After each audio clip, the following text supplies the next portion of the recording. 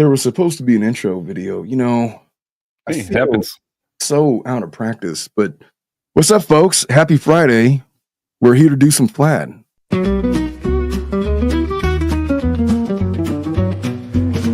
the twilight hour, the gavel's down. Hear the tilted lawyer in velvet gown. Whispers of law beneath the moon's sweet glow. He's here to guide you through the undertow. From tales of love lost and battles won, to secrets that hide when the day is done. We'll paint the night with stories so stark. Welcome to family law after dark. Light up that cigar and pour a glass of red, as we wade through matters not often said, where hearts and minds often leave a mark. Dive deep into family law after dark. The lawyer's voice smooth like leather, piecing lives only he can tether.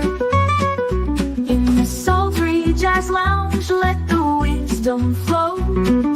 Feel the rhythm in the late night glow. Through custody tangles and alimony strife, he navigates the drama of everyday life. With a wry wink and a cheeky remark, let's unravel family law after dark. Light up that cigar and pour a glass of red, as we wade through matters not often said, where hearts and minds often leave a mark. Dive deep into family law after dark.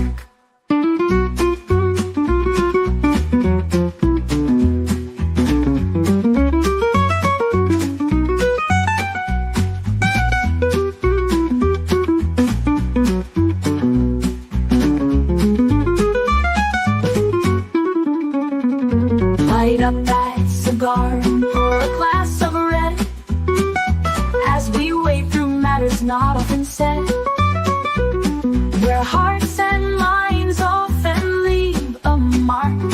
Dive deep into family law after dark.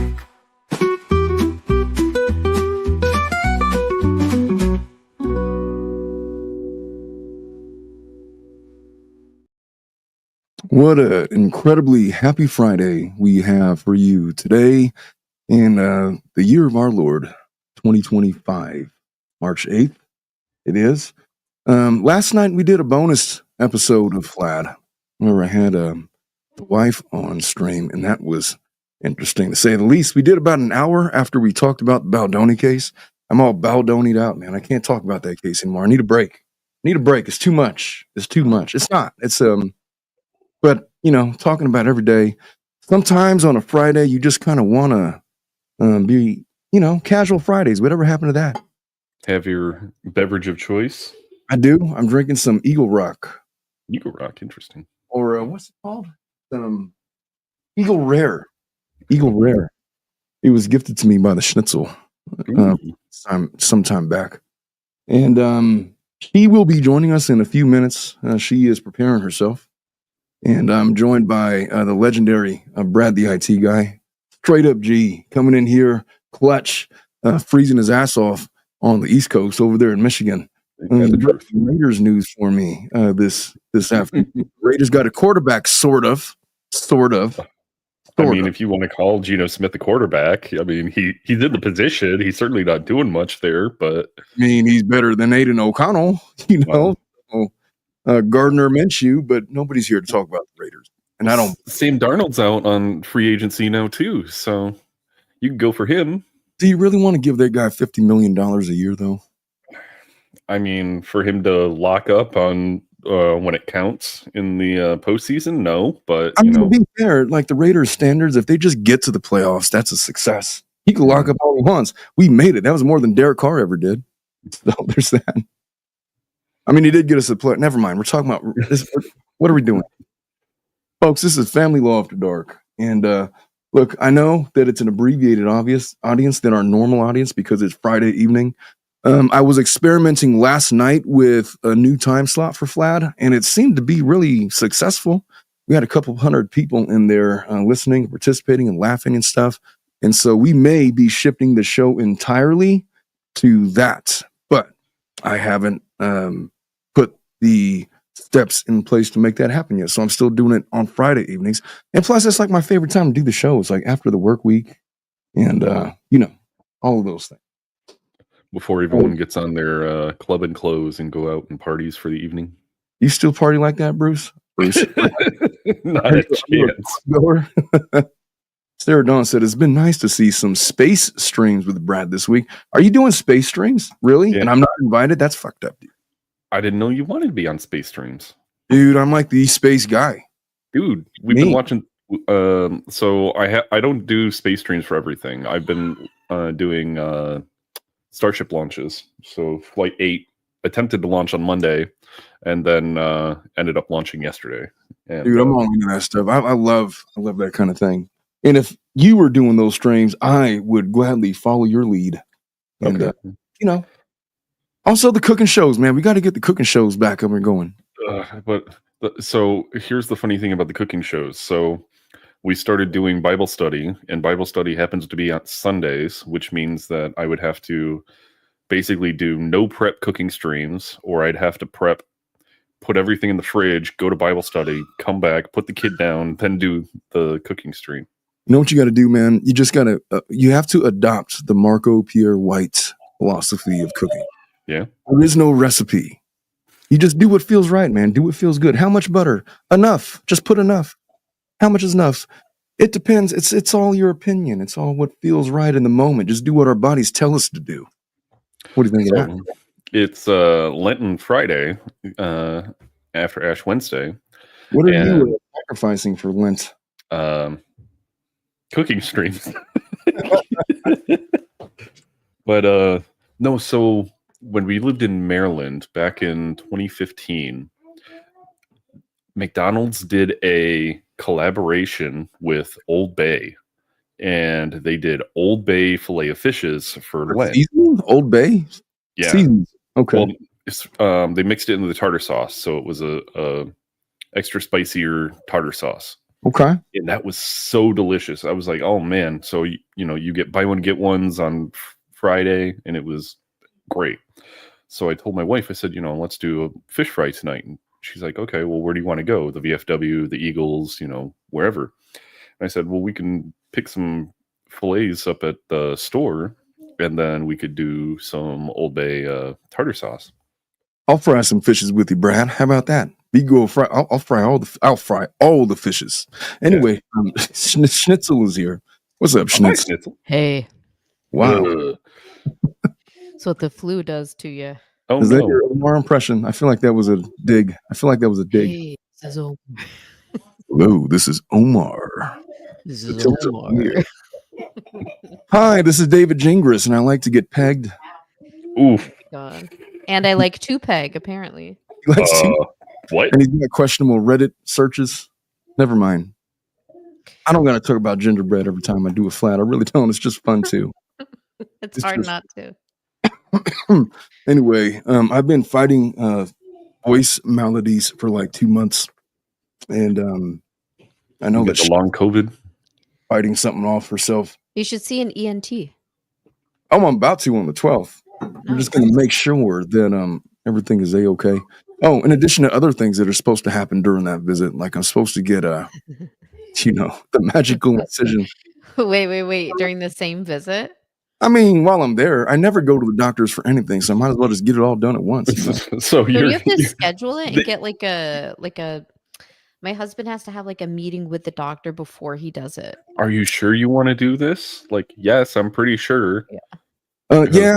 My someone in my extended family wanted to get a hysterectomy, and they had to go through like 6 counseling sessions in order to be able to get a hysterectomy, because they're like, you're fully aware of this decision. You're not going to be able to have kids. She's like, I don't want effing kids. Get these out of me. It's the same thing with abortion in some states, where they'll like make you have to hear the heartbeat and wait 48 hours until you can come back in and get the procedure done. That is such a manipulation. When you're like, yeah, I fucking don't want it. Yeah. That's why I'm here. But what a thing to do. Yeah, if I had a uterus, I think I'm pretty sure I'd want to get a hysterectomy. I don't think we need any further confirmation.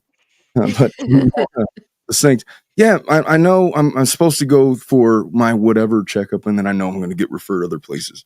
I'm just saying I'm going to tell them everything that's wrong, all in one shot. Good. That's good. So we'll see. Get it all out of the way. Be healthy, but for my voice sucks. How about that? Anyway, see, thankfully my voice doesn't suck. So if you need to do an extra reading, then let me take over. Okay, well then let me present you with our first case of the day. By the way, today's content is Schnitzel Ninja inspired. I asked her for if she had any special requests for topics, and she proceeded to give me like 4. Like, oh, geez. Well, I will talk about all of them. I won't talk about the first thing she sent me, which was like inappropriate for the show. It was just, I don't do that kind of show. He was like, what do you want to talk about? And I sent like sex advice. I was like, oh, this would be fun. It's a joke. And then he's like, I can't do this. I can't do that one. I'll send you one on Discord, Omar. Okay. Well, let me check out my Discord before. And also ready your throats because we got a good one. Well, I don't know if it's a good one, but it is an apt one. Does that matter? Oh, that's you, Brad. Special K, which story did you want? Well, let's do this one since I already have it up, or supposed to have it up. All right. Whenever you're ready, go for it, Brad. Oh man, it's too long. I don't think I can read it. Can I win custody battle without a lawyer? I'm not even going to read the paragraph that's underneath there, and it's possible, but it is not recommended. It just really depends, man. I'll tell you what, just straight up, there are some people that call my office, and I will just tell them, you don't need me to do what you're trying to do. You're going to be fine. I literally told that to this guy a couple of weeks ago, and he wanted to hire me anyway. He's like, yeah, but I just really feel so much better if you were there. I was like, okay, but fine, I'll do it. But it was just like what the mom was asking for was just so legally impermissible as to be a ridiculous request. And I told him that the judge is more likely to chastise her than grant what she's asking for. And all he would really have to do is just stand there and tell the judge that nothing has changed in the 5 months since we made order, and he'd be fine. And it's like, I'd really rather just have you there. It's like, okay, well then let's do it. And so there we are. So that's, I guess, the short way of saying, yes, you can do that. All right. Divorced 4 years. Mom has primary custody. Child was 2 when we split, so the child would be 6. They moved an hour away last year. I took her to court to stop the move. She had a lawyer and I did not. She won. She didn't cross the state lines. Now I want to move closer to them. If I move and I file for 50-50, what are my chances of winning if I do not have an attorney, but she does? My son is doing well, but if I live close by, I want more time with him. That sounds pretty cut and dry. It isn't. Really? Yeah, there's more to this. Okay, so child was 2 when we split. They moved an hour away, and he let it happen. That was last year. Took her to court to stop the move, and she won. So there's a move away order in place. She didn't cross. She's an hour away. I want to move closer to them. If I move and I file for 50-50, what are my chances of winning? Not very good. Not very good, and I'll tell you why. Now, look, you have established a status quo where she is the primary parent. And that child, being 6 years old, they were divorced 4 years. He's about 6 years old now. He's a bit young to be away from his mom half the time, especially when the status quo has been this arrangement where she's the primary parent. And then she takes you to court. She gets a move away order. She moves an hour away. So that means that whatever your custody arrangement, it can't be better than every other weekend. It couldn't be because it's just not feasible. You're not doing a week on, week off, or even a 2-2-3 because there's just nobody's driving that far. That's like 4 hours round trip every single time you want to see your kid. We have people meeting halfway. We got, nobody wants to put the child through that, let alone the parents. The judges really don't care about the parents' comfort or convenience. They're more concerned about the child. we're going to have this child in a car for 4 hours every single time just for the sake of doing it. We're not doing that. And so he's very, very likely has like something like every other weekend, I'd imagine. But he's saying if I move closer, so if I take it down to 15 minutes, right. So then here's the problem here's how bad he screwed himself by trying to represent himself against an attorney. Not only did he lose the bid to move away, but he allowed mom to be the primary parent. They've been split for 4 years. These orders were when? When did they make these orders? They didn't say, but I would imagine it was around the time. 2 years ago, maybe a year. If it was 2 years ago, 3, 4 years ago, it doesn't matter. The point is that this has been the status quo now for 4 years. So now he's always had this option to move closer. This is not my analysis. This is not what I personally think. What a judge is going to tell him is that he's always had this ability to move closer. Why now, 4 years later? So this child has spent 85% of the time with mom, presumably, for the last 4 years. And now because you are now moving closer by, say, 40 minutes, 45 minutes, let's say on the same street, whatever, we're just going to give you 50-50 custody just because you want it. That's not how it works, Jack. We're supposed to do, every state in the country has laws pertaining to child custody, and they have directives. And the most common directive, I don't think that there's any states that don't follow this, but we're supposed to act in the best interest of the child.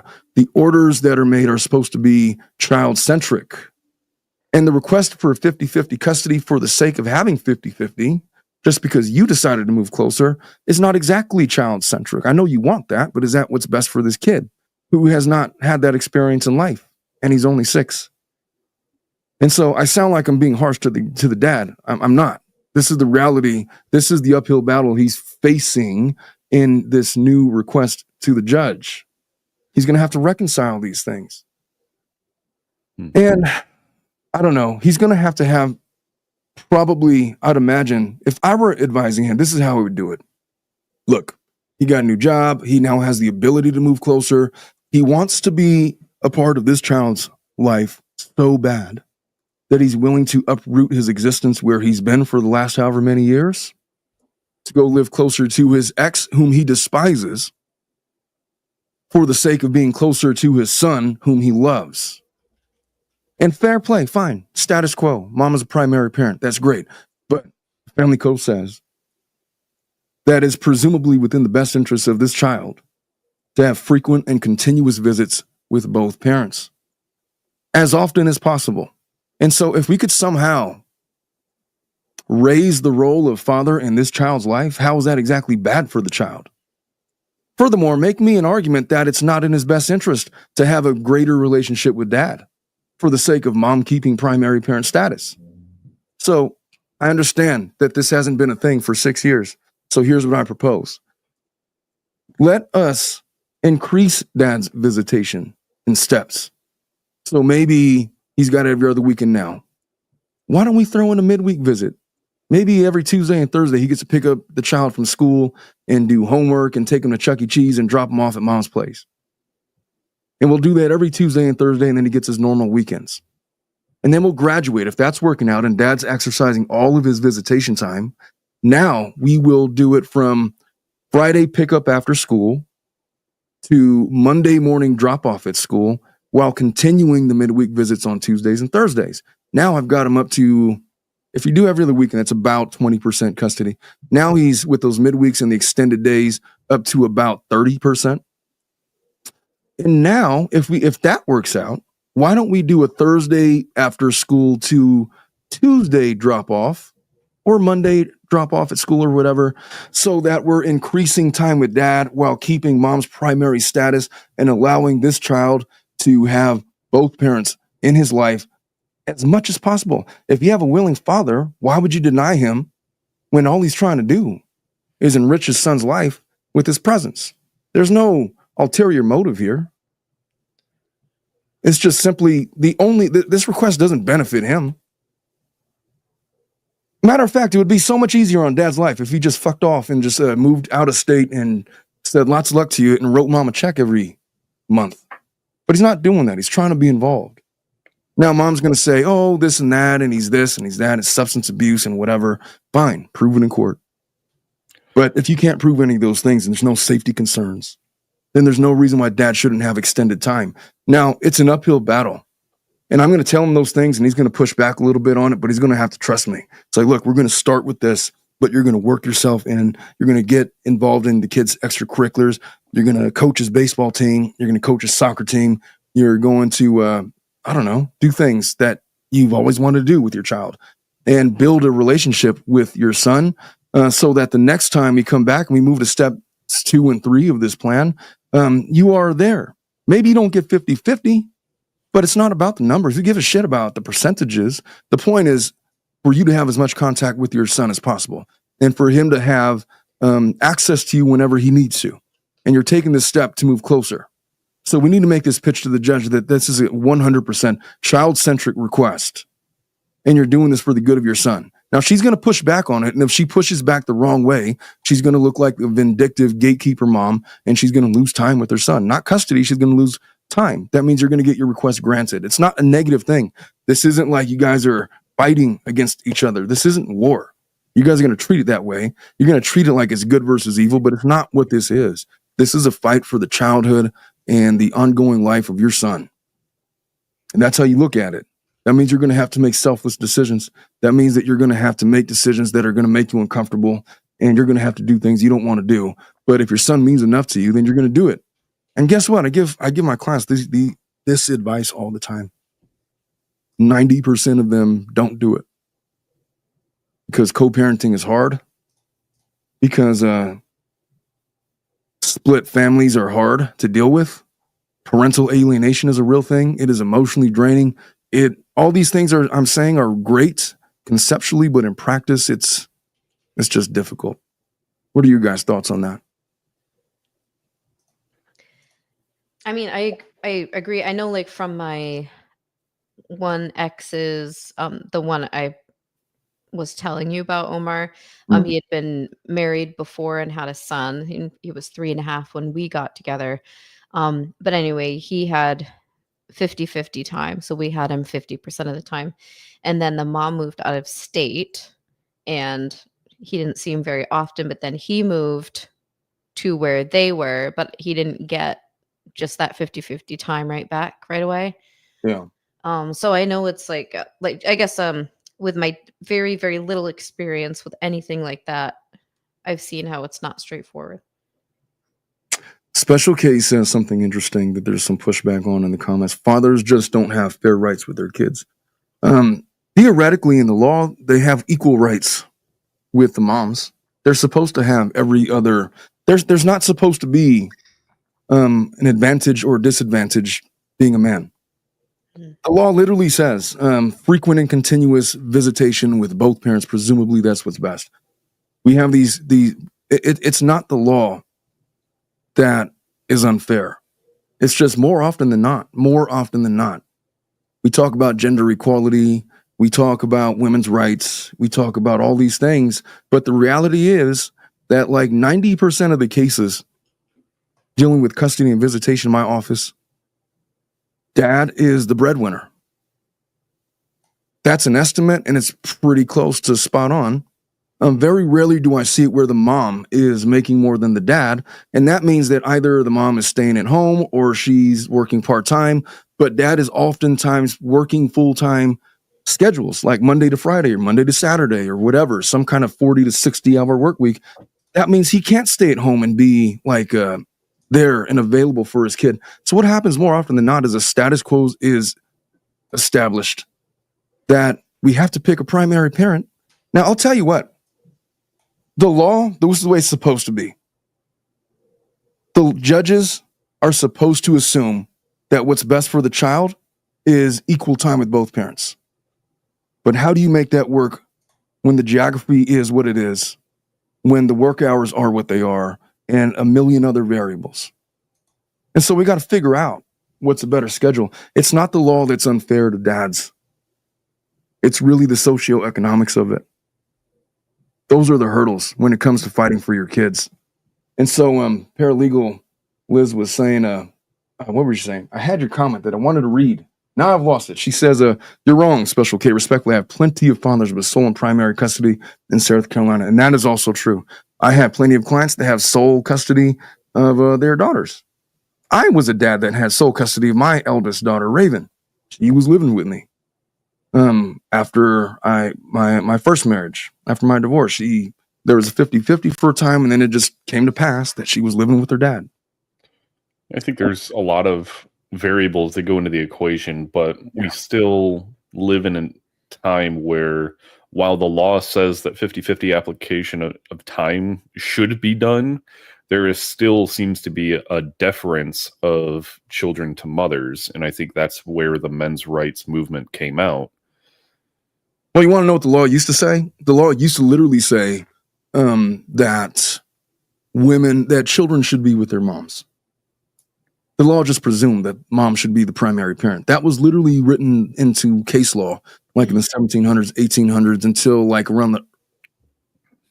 after women's suffrage, they started to change that a little bit when women started to have more active responsibilities in the workplace.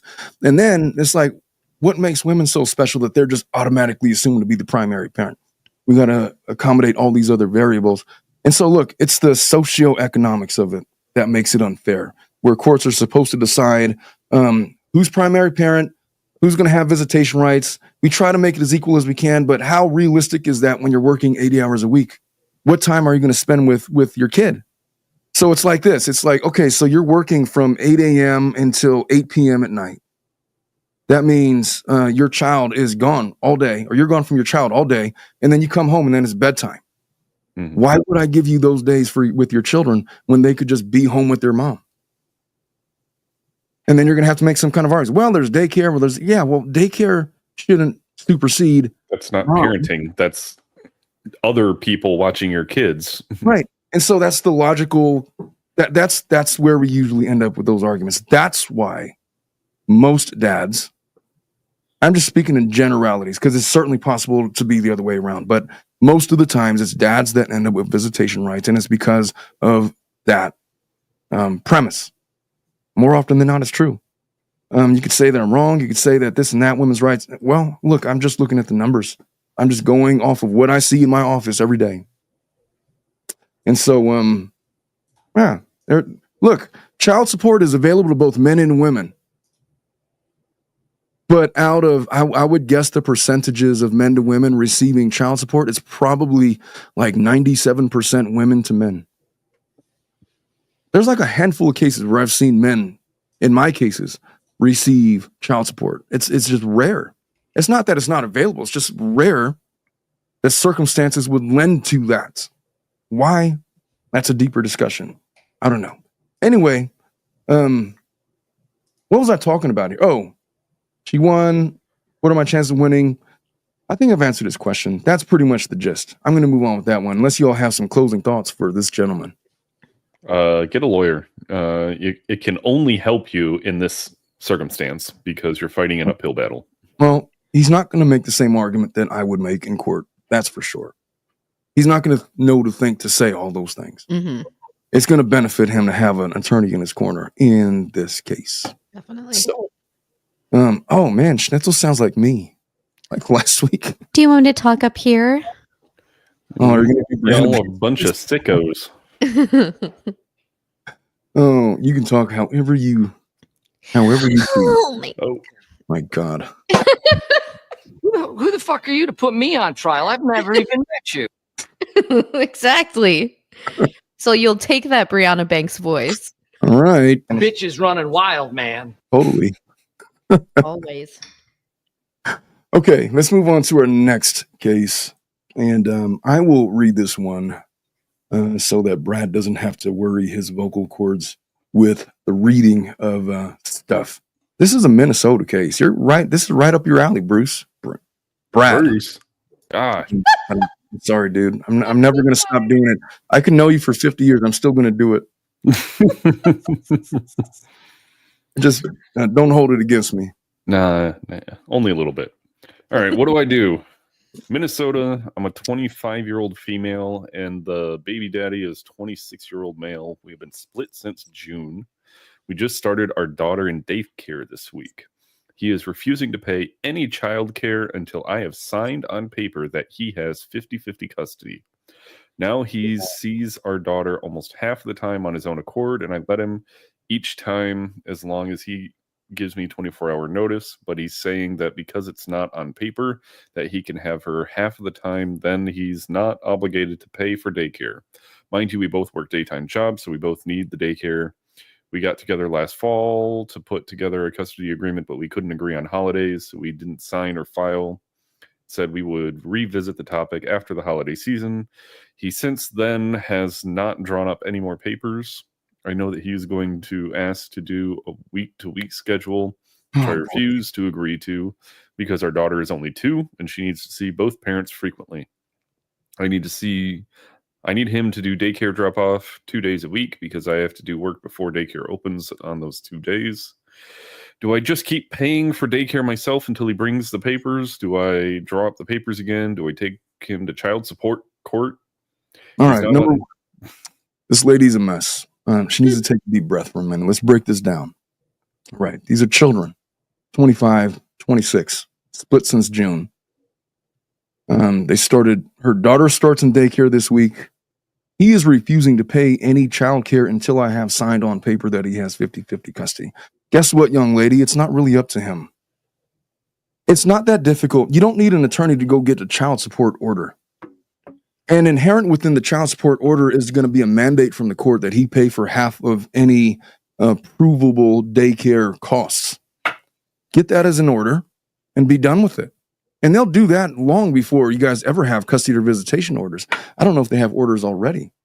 But when he's talking tough at you like that and he's trying to shake you down, look, I ain't paying for shit unless you give me 50-50. That's not how this works, Jack.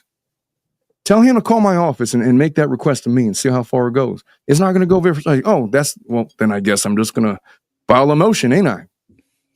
Since you want to try to illegally extort my clients into a custody agreement that's not born out of law and any concern for your child, you're trying to shake down my client because you want a cheaper bill for child support? I swear, I feel like his motivation in all of this is trying to get a discount on child support. I don't say that lightly. I just feel it sounds like what's going on. He sees our daughter almost half of the time on his own accord. I let him each time as long as he gives me 24-hour notice. That's good. That is good behavior of co-parents. And this guy's being a fucking dick about it. But he's saying that because it's not on paper that he can have her half of the time when he's not obligated to pay for. Look, if it's not on paper, she doesn't have to give you any time at all. How about that? Mm-hmm. But what's more is when he does spend time with his daughter, he doesn't have to give her back to mom because there's no orders. So catch 22. So my recommendation would be file something, request for order, requesting orders for custody, visitation, and child support, and do it forthwith, because the way that he's talking, for all we know, he might just one day decide to not give the kid back until further order of the court, and that's going to cause an extreme panic, and nobody needs all that. That's how this shit happens. And so the 24-hour, look, she's trying to do the right thing. I would tell her to get what he just said in writing, like in a text message or something. I want him to say in writing that he's refusing to pay for any child care until she signs an agreement where they have 50-50 custody. Because then I could take that to the judge and put it in an ex parte order and say, look, Your Honor, it appears to me that dad is trying to illegally extort mom by refusing to give her financial assistance until she signs an order where he's granted 50-50 custody. And because of that, we fear, because mom has been willing and able to share time with dad, that he just might decide to keep the child. And so we want your permission to not have to do exchanges until we come back to court and talk about it. And then she would have it on paper. And then she would be fully protected until we have a hearing on the matter in a few weeks. Whether or not that ex parte is granted doesn't matter.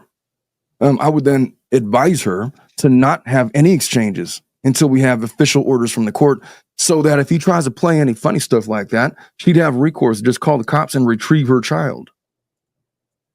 It happens like a dozen times a year. I get these kinds of cases. So it's not surprising that she's going through this. He's saying that because it's not on paper. Okay, where did I leave off? We both work daytime jobs, so we both need the daycare. Yeah. We get together last fall, put together a custody agreement. We couldn't agree on holidays, or we didn't sign or file, and said we would revisit the topic after the holiday season. Who gives a shit? Just get orders. You guys are overthinking this. He since then has not drawn up any paper. Okay. We're going to stop relying on him to draw up papers. This is what you got to do, regardless of whether or not you hire an attorney or not. This is what you got to do. Go down to the Self-Help Center in Minnesota. File for an emergency request for order or order from the judge, whereby you have sole legal and physical custody, because you fear that he's the way that he's trying to illegally extort you, he may try to abscond with the child. The judge may or may not grant that. Matter of fact, he's probably going to deny that, but it's going to give you a hearing, and it's probably going to give you a hearing within the next 2 to 4 weeks. And in that time, I would advise you, since there's no orders to do so, that you keep your child at home. And then you go in front of the judge and get the orders that are going to work out. You guys may or may not get sent to mediation. I don't know how it works in your jurisdiction, but you're going to go in front of the judge. You're going to let the judge know that you've been having these informal orders for a long time, and then they're going to make orders, and then you're going to be protected. And in the course of all of that, you're going to request for child support. When they grant you child support orders, there's going to be an extra addition to those orders, whereby he's going to be required to pay half of the daycare cost attributed to you when you are forced to pay for it. And if he needs daycare himself, he's going to have to pay for that himself. I'm assuming that he makes more money than you, because the way you're talking, it just sounds like that's the case. She goes on to say, I know what he's going to ask to do, a week-to-week schedule, which I refuse to agree to because our daughter's only 2. Yeah, that's ridiculous. That's way too much time to be away from mom. But I caution you, he's trying to bully you into this 50-50 order. He is forcing himself there, and you're letting him go and visit the kid, which is great. That's wonderful. That's wonderful.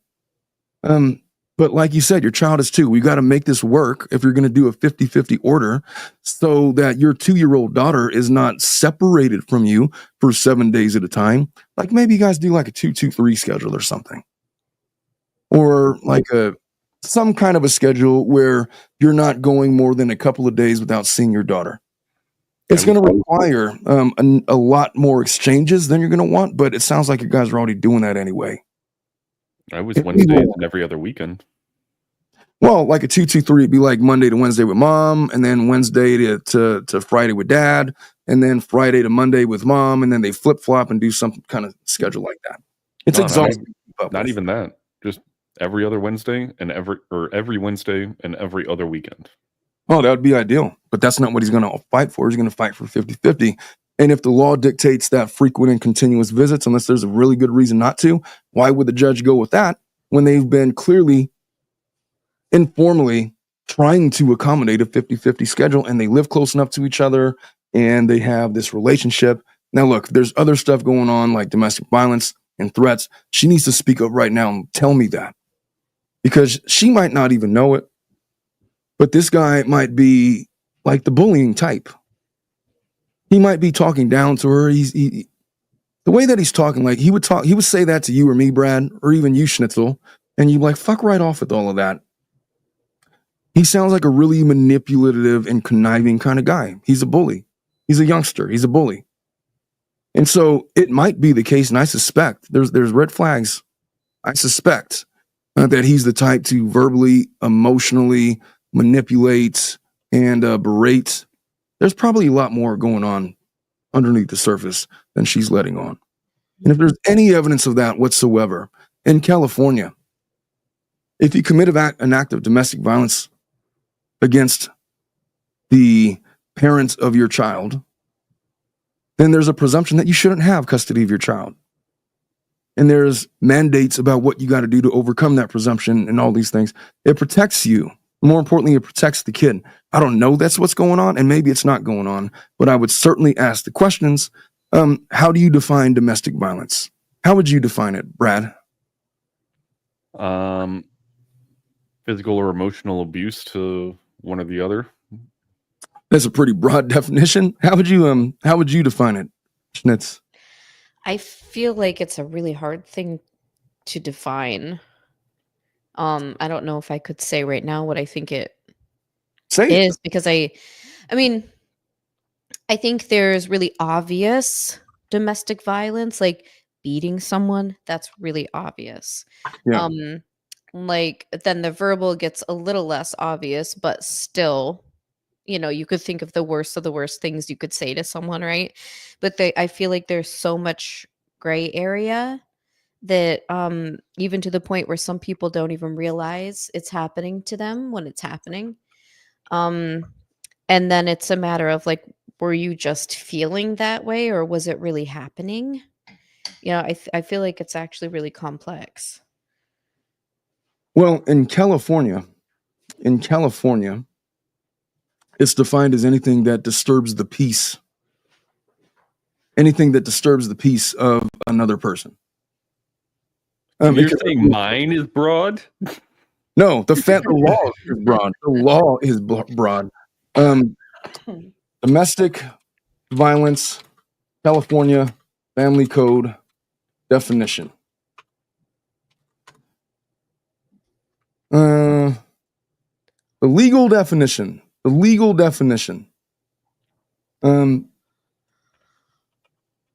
Causing or attempting to cause bodily injury, of course, striking, battering, sexual assault, putting a person in fear or imminent serious bodily injury to themselves or another, criminal threats, molesting, stalking, harassing through any medium, disturbing the peace of another, destroying the mental or calm of a victim through coercive control and or other methods. It could be the withholding of resources. It could be the withholding of money. It could be endlessly harassing mean text messages. It could be name calling. It could be lots of subtle things that don't look like domestic violence that over the years, as we tried to grapple with its definition, have become included such that, you know what? It's just anything that disturbs the peace of another individual.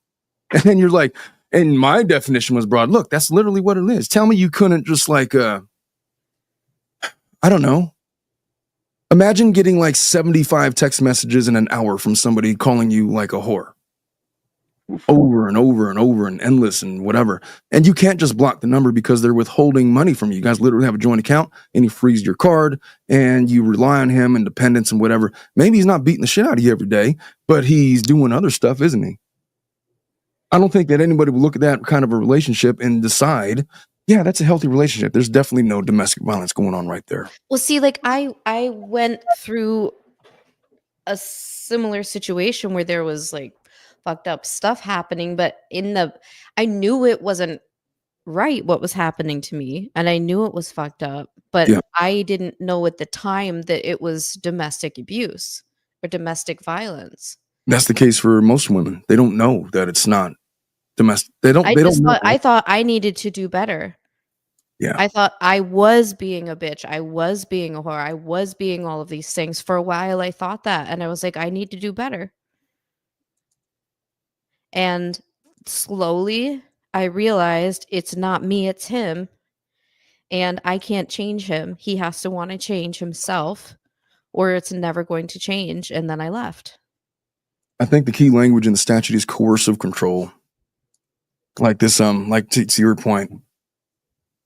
Unless if he's not just beating you up, that's the obvious one. Everybody knows what that is. But if it's like him constantly demeaning you and causing you to be in fear of what he's going to think of you because he keeps on endlessly like hitting you and pelting you with all of these insults where it's just destroying you from the inside out and then causing you this psychological damage that you are probably going to take a while to recover from. Like he's controlling where you go, controlling what you wear, controlling who you talk to. I'm following where you're going. Stalking, all of those things. Mm-hmm. It's not obvious to people when they're in it. that they're in the middle of domestic abuse. Yeah. It's not. And when I tell people that these definitions, I could tell them this all day long, and they'll still think it's their fault until they gain some separation from the situation and have the ability to, for the first time probably in a while, to see clearly. And so, look, I have no idea if this lady is a victim of domestic violence or not. I just suspect she is, because I see these cases all the time. It's rare when a case like this doesn't involve some measure of coercive control on the aggrieving party, if that makes sense. So with all of that, all of my previous analysis applies. Just be mindful of when you get into relations, especially when you're younger. Men, when they're younger, obviously are idiots, but sometimes they never grow out of it. And so you get these controlling, manipulative, coercive bully types that maybe they're not slapping the shit out of you every night, but they sure as hell are doing a number on your psychology, aren't they? Yeah. And that's no way to live. And you need to recognize that it is a form of abuse and that you're not safe in the midst of that relationship, because it's only a matter of time before that explodes into something else. Mm-hmm. Yeah, and I even had, I'm not trying to make it about me, but just in my experience, I had like health issues arise from like the stress Yeah. that I was under, that at the time I did not think that's what it was. I thought there was like, I really had issues, but every time like they couldn't find a reason for what was happening other than, are you stressed? Are you okay? Is your home life okay? And I was like, well, yeah, I just didn't, I didn't feel like it was okay, but it wasn't like, well, surely like this isn't making my hair fall out or something like that, Yeah. But then, well, wow, you leave the situation and you realize, yeah, that is actually what was like, and now it's gone 3 to 6 months later and everything's like back to normal. Mm. Correlation with causation. It's really difficult to see what you're in while you're in it. You kind of have to get out of the pool to realize that, God damn, that's a bad analogy. Sometimes you got to see it from 20,000 feet to know what's amidst the trees. I don't know what kind of analogy I'm trying to use. I'm just saying it's better to be out of the situation. When you're out of the situation and around people that love you and talk to you candidly about things, it's easier to see what's actually happening than when you're in the lion's cage. And all he does is like prowl and like attack your psyche and among other things. Jules issuing a trigger warning. Mhm. And it says, you were someone you need to help. Just Jules, in case you don't know, she is a straight up G. She has her own YouTube channel. She works to catch predators. I've been trying to like coordinate a show with her for a long time now. We got to get that done, Jules. You and I, we got to make it happen. Whatever we got to do, we got to make it happen. I'm all the way in it. Redondo's in here, says, I'm learning. I should have seen and further clued him the signs a lot sooner than I did. I still never forgive myself for the mistakes I made. And what are the mistakes? The mistakes are, it's not that it's mistakes. How could it be mistakes when you don't know the playbook? Like if they draw up a play, you don't know what route to run, and you're kind of scrambling and trying to figure it out. That's not a mistake. It's just you didn't know. Mm-hmm. You can't look at it and blame yourself like that. Yeah, don't blame yourself. That's the worst thing you could do, because if you start doing that, you're never going to let it go. You're never going to be able to move on. You're going to be stuck in this circular reasoning forever until eventually you let it go. And so, look, it's not a mistake to not recognize it. A lot of people don't recognize it. Mm-hmm. You got to allow yourself to be forgiven, and you got to forgive yourself. And just understand that if there's anybody to blame, it's not you. You're not the one that made mistakes. You were victimized and you survived. And the fact that you got out, that makes you a success. Mm-hmm. But oh shit. God dang it. Thanks. Bye. I just kicked out Schnitzel. All right. On that note, I think that we should move on to number three. Number three. Hey, we're doing all right. And I just pulled up domestic violence for Michigan. Oh, do it. Domestic violence means the occurrence of any of the following acts by an individual that is not an act of self-defense: causing or attempting to cause physical or mental harm to a family or household member, placing a family or household member in fear of physical or mental harm, causing or attempting to cause family or household member to engage in involuntary sexual activity by force, threat of force, or duress, engaging in activity toward a family or household member that would cause a reasonable individual to feel terrorized, frightened, intimidated, threatened, harassed, or molested. That is a more direct definition than California's definition for sure, but I feel like they kind of interlap in a lot of important areas. Inherent in both of those approaches is coercive control. California goes so far as to say disturbing the peace, which is kind of a throwaway line. What they really mean is somebody that exhibits the signs. That is a symptom of somebody that's undergoing psychological or physical abuse. A disturbance of the peace. Anyway, let's move on to number 2 and 3. I'd ask Schnitzel to read one, but your voice sounds like it's worse than mine. It's so. Thanks. I mean, oh, here's a good one. All right, so I think we have are going to transition a little bit, as this lady is horrified that her boyfriend has hundreds of sexual partners, or I don't know what the number is, but my boyfriend had hundreds of sexual partners, and I struggle to deal with this information as it disgusts me. So before I even get into this conversation, hey Brad, what's your number? I'm totally kidding, dude. Don't answer. I'm so. I'm not going to have you divulge that information. Behind the scenes. You just tell me off stream. Yeah, of course. Just tell me off stream. I'm just saying, look, what do you guys think about people with high numbers? Do you have a need to vilify them because of your conservative Christian values? Or is it a non sequitur in your universe? Well, it matters individually to each person. And I think that's there. And while a person, and I see this a lot in the manosphere, is that they will vilify a woman with a high body count, but then tell each other that they need to go plow 1,000 women. And it's like, no, you can't just say that it's the woman's fault for doing it and then go do it. That's you just can't do that. You either say that it's immoral to have a high body count, or you say everyone could go do anything they want, and then you deal with the consequences of that. Well, Winks says, Omar, do you even know your number? Winks, what the fuck, man? Getting called out. If I did know my number, I certainly wouldn't be sharing it on stream. Look, I feel like people evolve.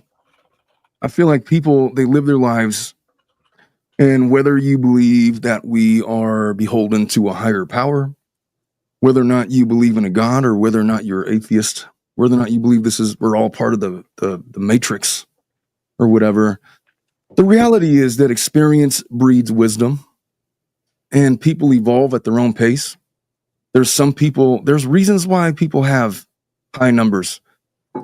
For some, they're genuine, like hedonists. They just are here all about for the pleasure. For others, they're dealing with other issues. I never judge people that have whatever is going on in their life. I judge some people. I judge criminals that harm children. I judge criminals that harm women. I judge a lot of people, but I won't judge somebody on the fundamental basis that they've slept with a lot of people. What if my wife had what if her number was I don't know, 500 or something? Damn. I mean, I'm just throwing, it's not, but what if it was some arbitrary number, I mean, how high is too high? Is it 5? Is it 10? Is it 500? Are you worried that she saw a bigger wiener than yours? What is it that you're upset about? Is it genuinely about morality? Is it because now you feel filthy because you are sharing the same space as hundreds of others? There's a popular meme that get shared around where it's a guy's like, I just learned that my girlfriend had like hundreds of sexual encounters, and I took the average length of dick, and if I estimated each sexual encounter out to like 10 minutes, then she got like 30 miles worth of pipe laid into her. It's just like, dude, you are going way too far with this. Like, it's wild, man. You like measure all the dicks and like what the fuck, man? Jules brings up a great point. Say, look, if you ain't in my bed, I'm not judging, but if you getting in my bed, you will be tested. Okay, but like, what if the test then comes back negative? Like, is it all good, or is like some moral objection that you now have? And look, it's up to everybody else to decide that. Go ahead, Schnitz. Oh, men can't be tested for HPV, by the way. Really? Interesting. Yep. So you could be giving that to anyone without knowing it. And then it can take up to 10 years to show up in the other person's system. Fuck even is it? That's a good question for Omar. Omar, what do you think about mandatory reporting of STDs? I'm for it. Why shouldn't California says no, you should not be able to. California's got a lot of wacky logic. HPV is a group of over 200 related viruses that can be transmitted through skin-to-skin contact. So what is the proposition? To disclose your STDs? Yeah, so the idea is that there was mandatory reporting to partners that you are HIV positive, which is the big one. Well, here's the thing. If you don't disclose it and you knowingly sleep with somebody while you have HIV, for example, and you give them HIV, that can be considered a form of criminal assault, felony. Right. But for whatever reason, California recently removed the statute that required that mandatory reporting. Really? I'll find it here. All right. You find that. I'm going to dive into this because I think this is going to dive. We're going to get into a deeper discussion. Hello, I'm from Germany. And my wife says when I do that, she says that I sound like the Rolo guy. Hello. You should read it in a German accent. Oh, if I could do German accent, I totally would. I just can't. Try. Elvita sang Wiener Schnitzel. Wiener. Oh, I can't. The only German words that I know are like said by Hitler. I'm just not. I can't. There's no way. I'm not going to pull Elon Musk. There was a really funny video that said that German Islam was the funniest combination, because when you get a Islamic preacher up speaking German about Islam, it sounds so similar to someone within the former Reich. It's funny. Hey, by the way, my favorite gay is in the stream. Your favorite gay? Yeah, he's a Christopher Serrato. He said, "Hey." Everyone says like, "Oh, you look so good in that picture." He said, "Yeah, it's AI, bitches." It's like, oh, what a dick. Hey, Chris, if you're not doing shit and you want to call in, give me a call. I'll put you on the Bluetooth speaker, and then we will. Hi, Chris. Bust your brother's balls a little bit. Oh, we'll see who's busting whose balls. I think I have a good feeling I know who will. It's a weird. Damn it.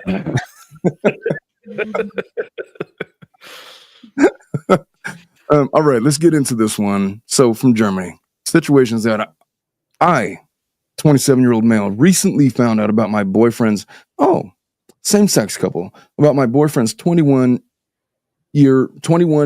sexual history. 21. We have been together for 6 months now, and everything seems to go well so far.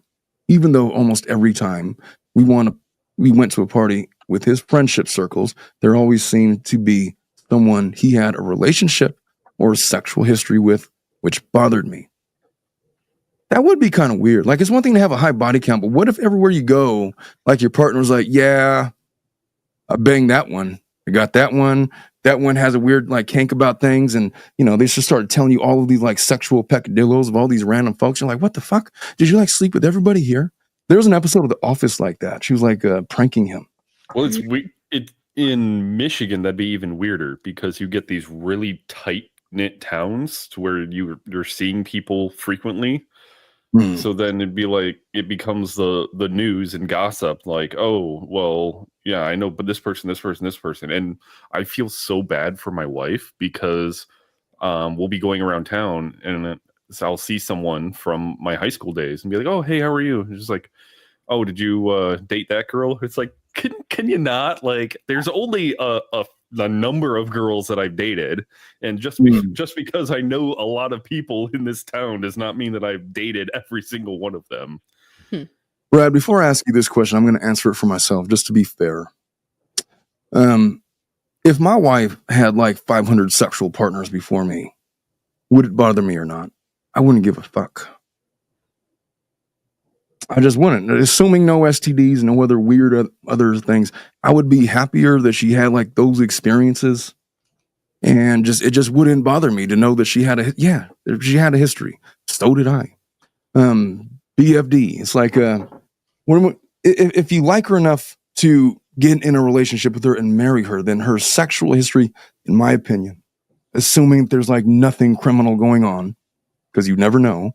It doesn't bother me. I would prefer that my partners have their own history so they're not like constantly wondering of the unknown. You know, because I feel like as we evolve as people, the more that you evolve, the more wisdom that is gained, the less curiosities you have about stuff you've already seen. And so she doesn't have to ever wonder about what it would be like to be with guy X, Y, or Z, because been there, done that. It was either, oh, was it really great, but, you know, only for the one time, or, you know what, been there, done that, not worth it, you know, whatever. But they have like this bank of wisdom with which to derive from. It just makes them a more complete person to me. If they just decided, you know what, I'm settled, I'm good, I had my fun, I'm good. It would not bother me in the slightest. If I was in my 20s, maybe it would, but in my 40s, what do I give a shit, man? Like, numbers are higher in your 40s anyway, presumably, more life experience. It would not move my needle one way or the other. It'd be an interesting... Which needle? Well... The only needle that matters. It's awfully presumptuous to refer to it as a needle, by the way. You said it was nothing to write home about. When did I say that? Well, the other day. With your... Oh, Chris, you can confirm, right? Oh, that'd be weird if you could confirm. I don't know how I would know that. I've only ever measured one, and I didn't mean to. My fingers did it for me. That's not the same as a measurement. Like, you like broke out the tape. No, the weird guy that she mentioned 2 weeks ago, or where it could only be my index finger and my thumb. Like, that's an unintentional measurement. Index finger and thumb. The micro penis story. God. Oh my God. Yeah, I'm sorry. Like, you said that with such like disdain. Like, I'm like trying to like, what is she talking? Oh, how could you forget? You're literally referencing micro vag story, and now never mind. My mind was. Anyway, so Omar, you were attempting to bounce the question to me. Yes, Brad. What would you think about if your wife just said, "Yeah, I've been with 500 people"? Well, I would be very curious about that, considering of what was reported to me prior to us getting married. However, I don't know, because how old is your wife, by the way? My age. 35, 36, 34, but oh, okay, 34. But man. I don't know. On the one hand, I can understand the shock that when someone tells someone a body count and it is high, and they understand how one person can give value to letting yourself be vulnerable to people in that way. And when I've always heard it said is when you are with someone, you give a piece of yourself to them. And that's not something that you can give back. Well, I'm a fucking 6-layer cake then, guys. I just thought it would sound funny. Brian, I got to go through this statement like that. Well, I'll let you finish your story. I'm going to tell you what I think about that. No, and so when you're intimate with someone, there is something to that, and how much credence that you put into that can also go into your relationship with physical intimacy. And I've already said backstage what my number is, and while I don't believe it is egregiously high, Yeah. I've been going back and forth. You never pay attention to that chat. I really don't.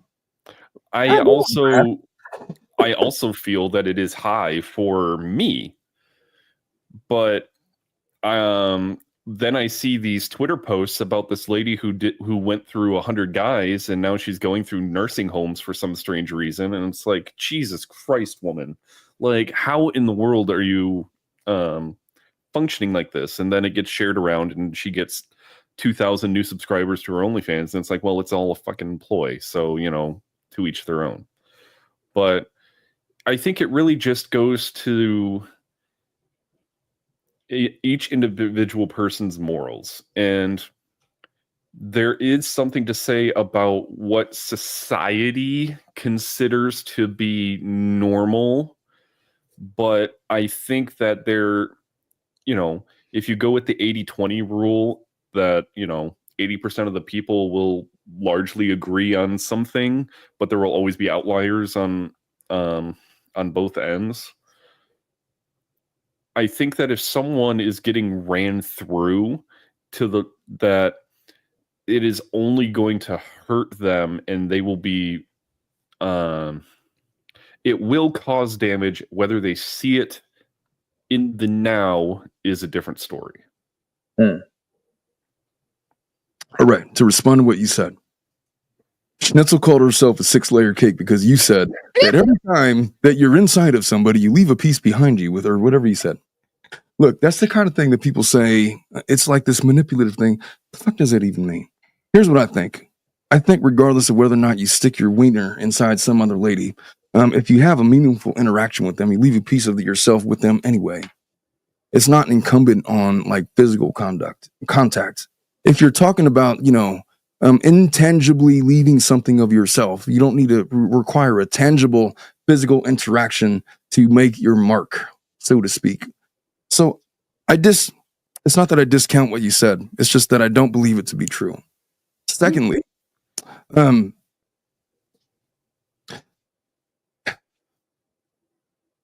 don't know, man. If somebody has been with 500 people, right? And then you speak to them and you've evaluated them on their merits as they stand before you right now, and you have evaluated them to be like this wise or good or funny or interesting or whatever person, generally a good person, like somebody that you want to get to know, and you discount them for the mere facts, for morality, or for the just sake of discounting because, I can't now because you're clearly a whore. It seems like a flawed reasoning somehow for the sake of morality. And if you are evaluating partners and all signs point to green, there's nothing but green flags, but the one red flag that you have is this preconceived notion of morality that you've been poisoned with and not been able to overcome for whatever reason, then you are selling your own self short and analyzing that person incompletely is what I would say. Not to say that you're wrong. I just think that there's more to the story. I would certainly agree. I would say, and that's why I think that when people feel that, like some people would feel that they were being permissive with their body, that they would end up doing that because they're trying to please other people, and in doing so they then may eventually come to a realization that they were may doing eventually it. come. Period. End of story. Well, that's the hope, but that may not always be the case. Bitch is running wild, man. But then later in their life, they might realize that that was a method of coping because they were in a dark place. Well, true. And there may be a reason and rationale for it, but then they realize that by doing so, they were not in a healthy state. Well, doesn't that present evidence of evolution of the person? It certainly does, and that's why I think it really matters in context. Because if you just say, well, you know, you're my third guy this week or whatnot, well, then it's like, well, fuck, why am I even here then? Because but that's in the moment. But like, the point is, like, you're evaluating a partner for like I don't know, some future endeavor, right? And let's just say you're not third guy of the week, but she's had those kinds of relationships before you. She no longer desires to live that way. Do you then ding her because it happened, or do you praise her for her evolution? It really depends on the circumstances. Am I maybe the first guy in 2 months, or am I the first guy in a week? And then she presents herself and says, well, you know, I did this last week, but it's not a big deal. And it's like, well, no, because maybe I don't feel that it's okay to do that, and I'm looking for something more monogamous. But there are certainly people out there who will be like, yeah, man, go for the fences, because, you know, you're free and you can do what you want. But that's the thing. You're talking to a guy who's locked down and married and happy. So it's a wildly different mindset than someone who's in the dating pool right now. Yeah. Fair play to that. Schnitzel, what do you got to say about all this before I read finally this case we got on the screen? Well, if someone told me they had been with 500, I'm not judging them, but I'm thinking it could be 100, it could be 1,000. I mean, I probably think I would probably want to know why, or like what this, you know, was it a gangbang situation, or like did they get That's a lot of Burning Man shit right there? Like holy fuck! I'd just be curious, and then like probably like you could have sex with one person and get an STD, or you could get it with, you know, the 100th person and not have anything from anyone else. So yeah, and then also like, and he's 21. This guy's 21. That is in a lot of people at 21, you know. But I think down it says between 3 to 400 people. So I guess too, like if I'm trying to like seriously date this person, probably like with my own insecurities, I'd be like, are they faithful? If they're like craving sex that much with so many other people, are they faithful in a relationship? That'd probably be my own insecurity, like my question to ask. And of course, I want them to get tested for everything they could as well. Well, just as a practical measure, you should just get tested no matter what. Exactly. Whether it's one partner or 500, like you said. Also, what is Michaela talking about? Mine isn't a real huge one, big enough for them to have some fun on. I mean, house. What the hell are we going on? What are you guys doing in the audience, man? Funny out of context. In the context of what we're talking about. Oh boy.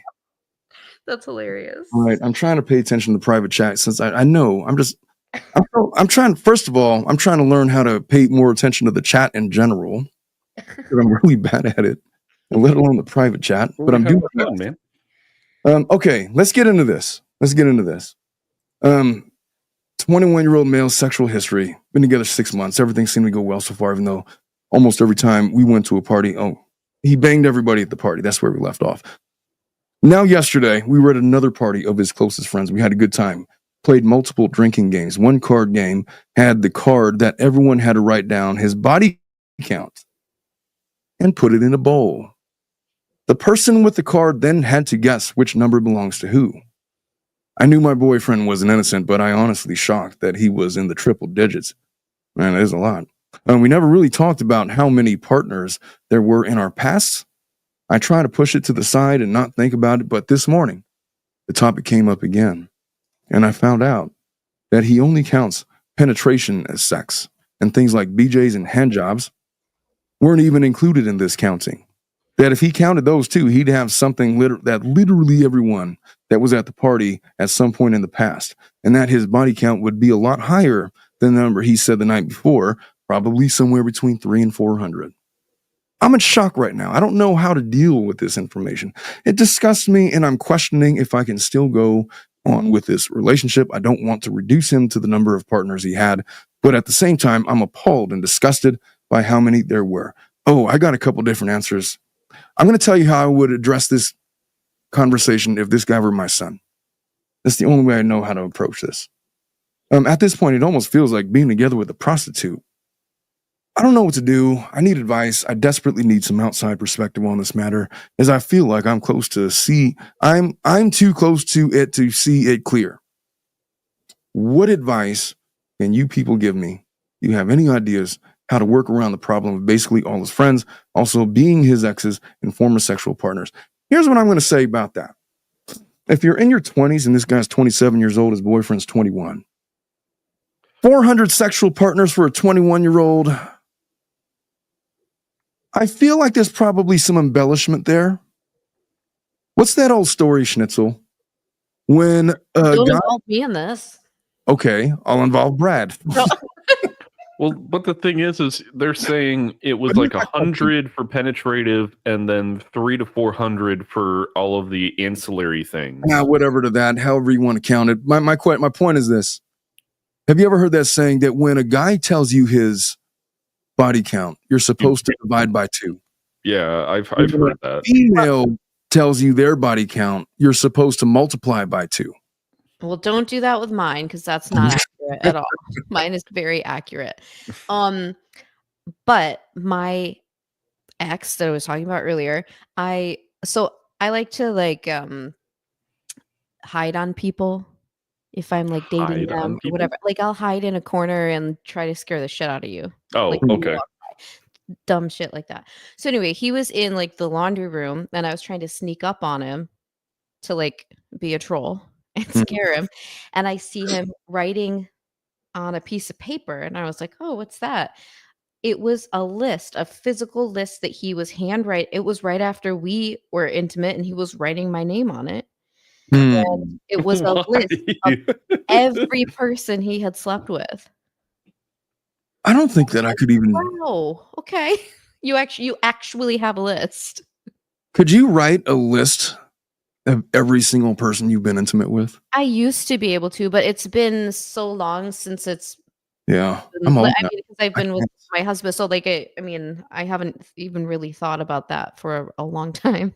Yeah, you got to think my proclivities really only lasted from 2008 to 2014, so I had a pretty short window for when I was doing debaucherous things before I tied the knot. So 6 years to sow your royal oats. Well, I mean, there was military time in there, and then after military time, and totally, Brad. Do you feel like, Brad? Do you feel like with your number that do you feel like it was a good number for you to have like experienced like things that you would have wanted to, and like, you know, not like I don't know, someone gets married young and maybe they've only been with 2 people, and then they like Omar was saying earlier, like you might have questions about, oh, what would it be like with this type of person or that or whatever. So do you feel like you had enough experience or like fun times where you're like, yeah, I'm good? It depends, because my fundamentalist ideas also cloud that, because I think going back to expectations through porn is a very bad thing. Because those expectations through porn kind of quickly dissipate. Oh my god, they do. No, You know what? I don't have to answer to you. You ain't my bitch. You gonna kick me out again? I think because it's especially for guys, there then becomes an expectation on their partner that you want to be able to try and replicate these experiences, and then it becomes harmful to the relationship, because if the woman is not naturally or doesn't know those things or want to do those things, then it becomes an issue for the relationship, and it can then harm your relationship because one person is expecting the other person to do things that they're not willing or wanting to do. And so you include past sexual proclivities in with that, and it becomes even harder. So I think there becomes an issue there. I think that my number is high for me because I see myself as the nerd who can't draw anyone. But obviously I drew my wife, so I did pretty dang good there. But it's really a weird societal phenomena to try and understand where you believe your number is and where if you think it's relatively high or not. My brother says that girls have to lie because there's too much sex shaming. But these kids, man, are advanced these days. All the porn they have, etc. I don't know. I don't know if people have to lie. I feel like if you're like over 30, there's no reason to lie. I feel like the lying happens more like in your 20s. What I would tell this guy is if I was his dad, it's like, look, son, you're 27 years old. This boy is 21. He's got red flag. You don't got to marry this guy. Go find somebody else. What are you doing with a 21-year-old? What could you all possibly have to talk about? Go find somebody else that doesn't have whatever is going on with his situation and be done with it. At worst, your number count only increased by 1, and his is continuing to increase. So if he's grossed out by his number, then find somebody else. Find somebody his age that is more mature and is not going to like whatever this guy is into. I don't know, man. I just feel like, look, there's an easy solution. The guy's 21. You're 27. You're still in your prime. Go find somebody else that more aptly fits what you would consider an acceptable range of morality. How about that? And just are we talking about you're trying to propose? If you're grossed out, then go get somewhere else. Go find something else. People in their 20s are dumped for much less. You have options in your 20s. Like in your 30s and your 40s, your options are going to dwindle because you're getting older and your options are getting older. And you're going to have people with these histories, but they're going to be evolved people that are now wise from living lives of whatever they lived. And they're either going to be good people or bad people. And you're going to make your own decisions about whether or not they're worth your time. But people in their 20s, especially at 21, I was such a fucking dumbass at 21. Nobody should have listened to me for anything at 21. If I were to hear myself at 21 years old, I'd probably cringe right off the face of the planet. What are you listening to somebody that's 21 years old for? They're like just such a child. If I was single man and I was 44 years old and I were to see an attractive 21-year-old, they would look like a baby to me. They would not be like a possible sexual partner. They look like children. Honestly, my cutoff would probably be like 30. Like when I was 30, my cutoff was 25. It's just at some point your taste graduate with your evolution as a person. I use that word a lot, evolution, because I feel like the act of having a lot of sexual partners is an act of evolution. It's building to who you are. It's defining what you like. It's defining what you want to be. It's defining who you want to be with. And so somebody that's well settled in who they are and what they want and what they're looking for, and they've been with a lot of people, then you can trust that a lot more than somebody that's only been with a couple of people. This is how it is. Now, look, get them STD checked and all that kind of stuff. That's all well and good. For sure, for health reasons. But I just don't feel the need to judge people's life experiences, especially if they've come out the other end as good people. And so that is my political answer. I don't know. What do you all think of that? Yeah, I think because the thing is if he thinks 500 is too high, does he think 80 is okay? And understanding realistic expectations for what you expect out of a partner and the communication I think is largely the big thing, because when a lot of these relationships I've been dating this person for X, and then I found out that they had a large history of partners. And it's like, well, if you're communicating, you're expectations sooner in the relationship, then it doesn't get to we were dating for 8 months and I found out that she was railed through in college or whatever this is. Let me ask you a question, Brad. Because you're a guy, are you offended that your partner your hypothetical partner, not your wife. Your wife is a saint.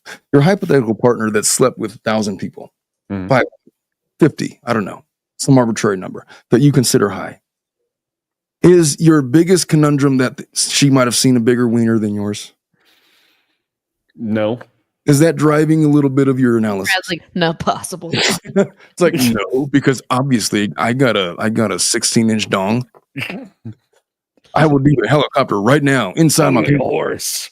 No, there is the idea, and I don't know whether or not this is true or not, that if your partner, particularly female, has been with a large number of partners, that they would not be as tight as otherwise. I don't think that's how vagina works, though. Is that how vagina works, Snitz?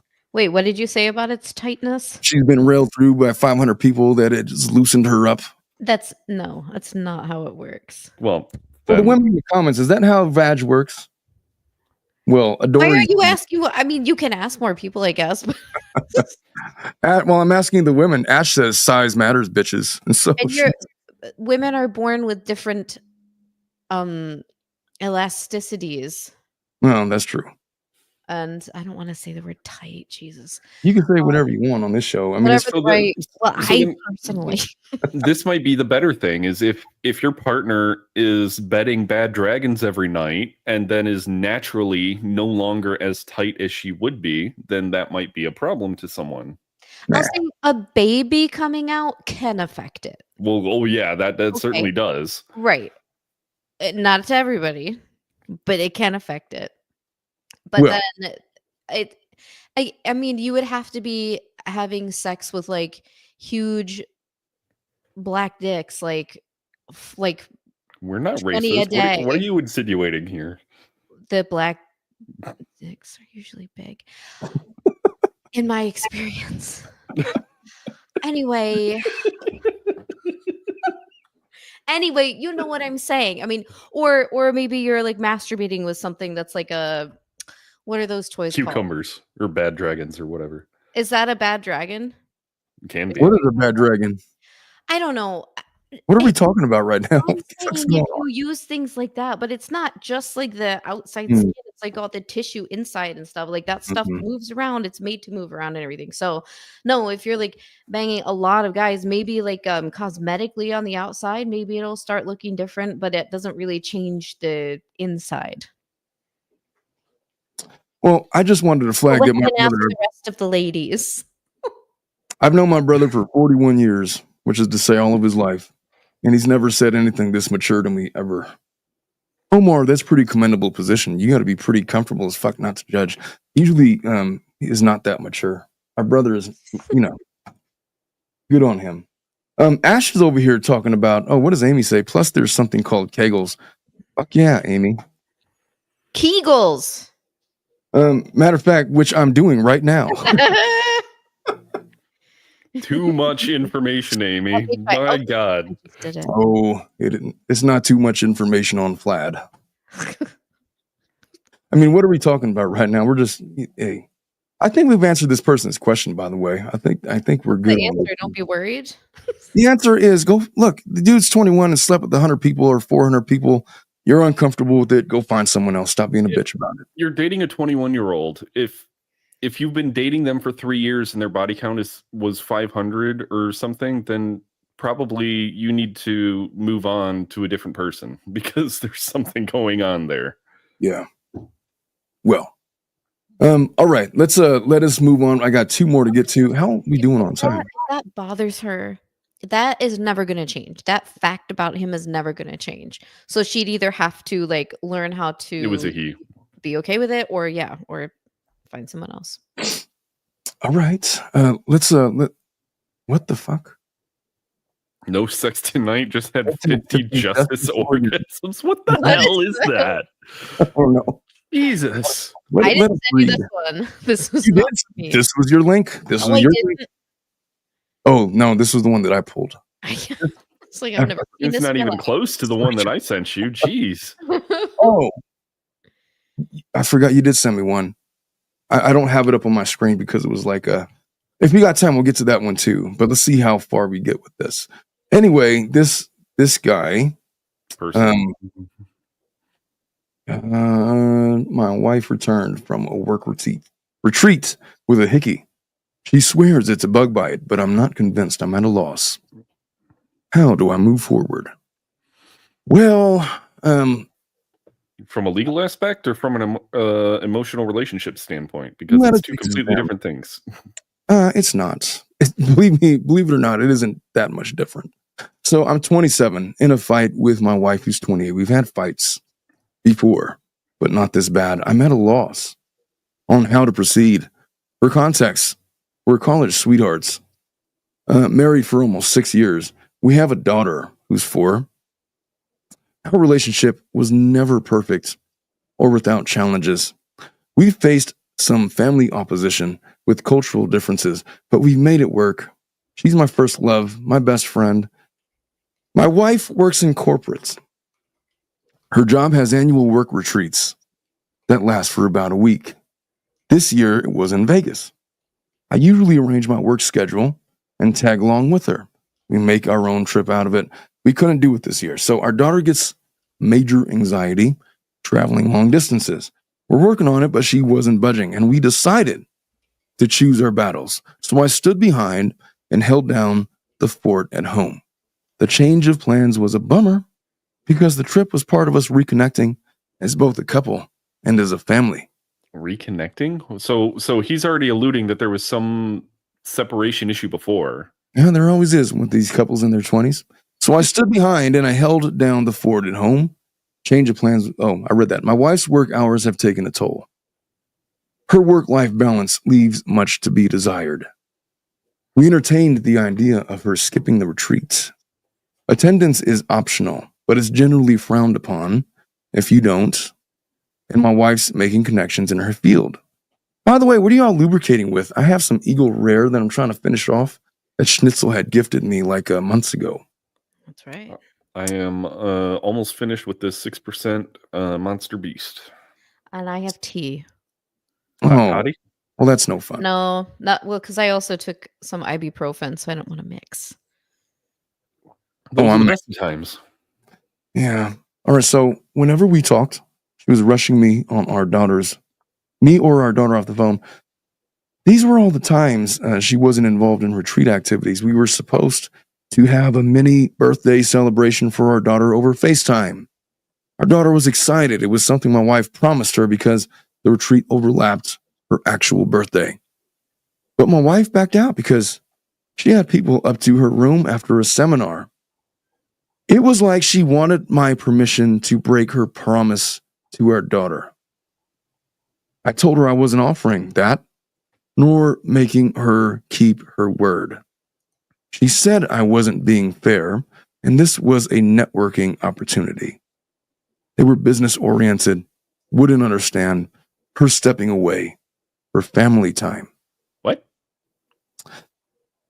Who gives a fuck? They're business partners. Then what do they give a shit about hey, family is family, man. Anyway, I said her decision is her decision. She'd have to explain it to her daughter. She promised her that she'd rain check the following day. Our daughter didn't understand and cried.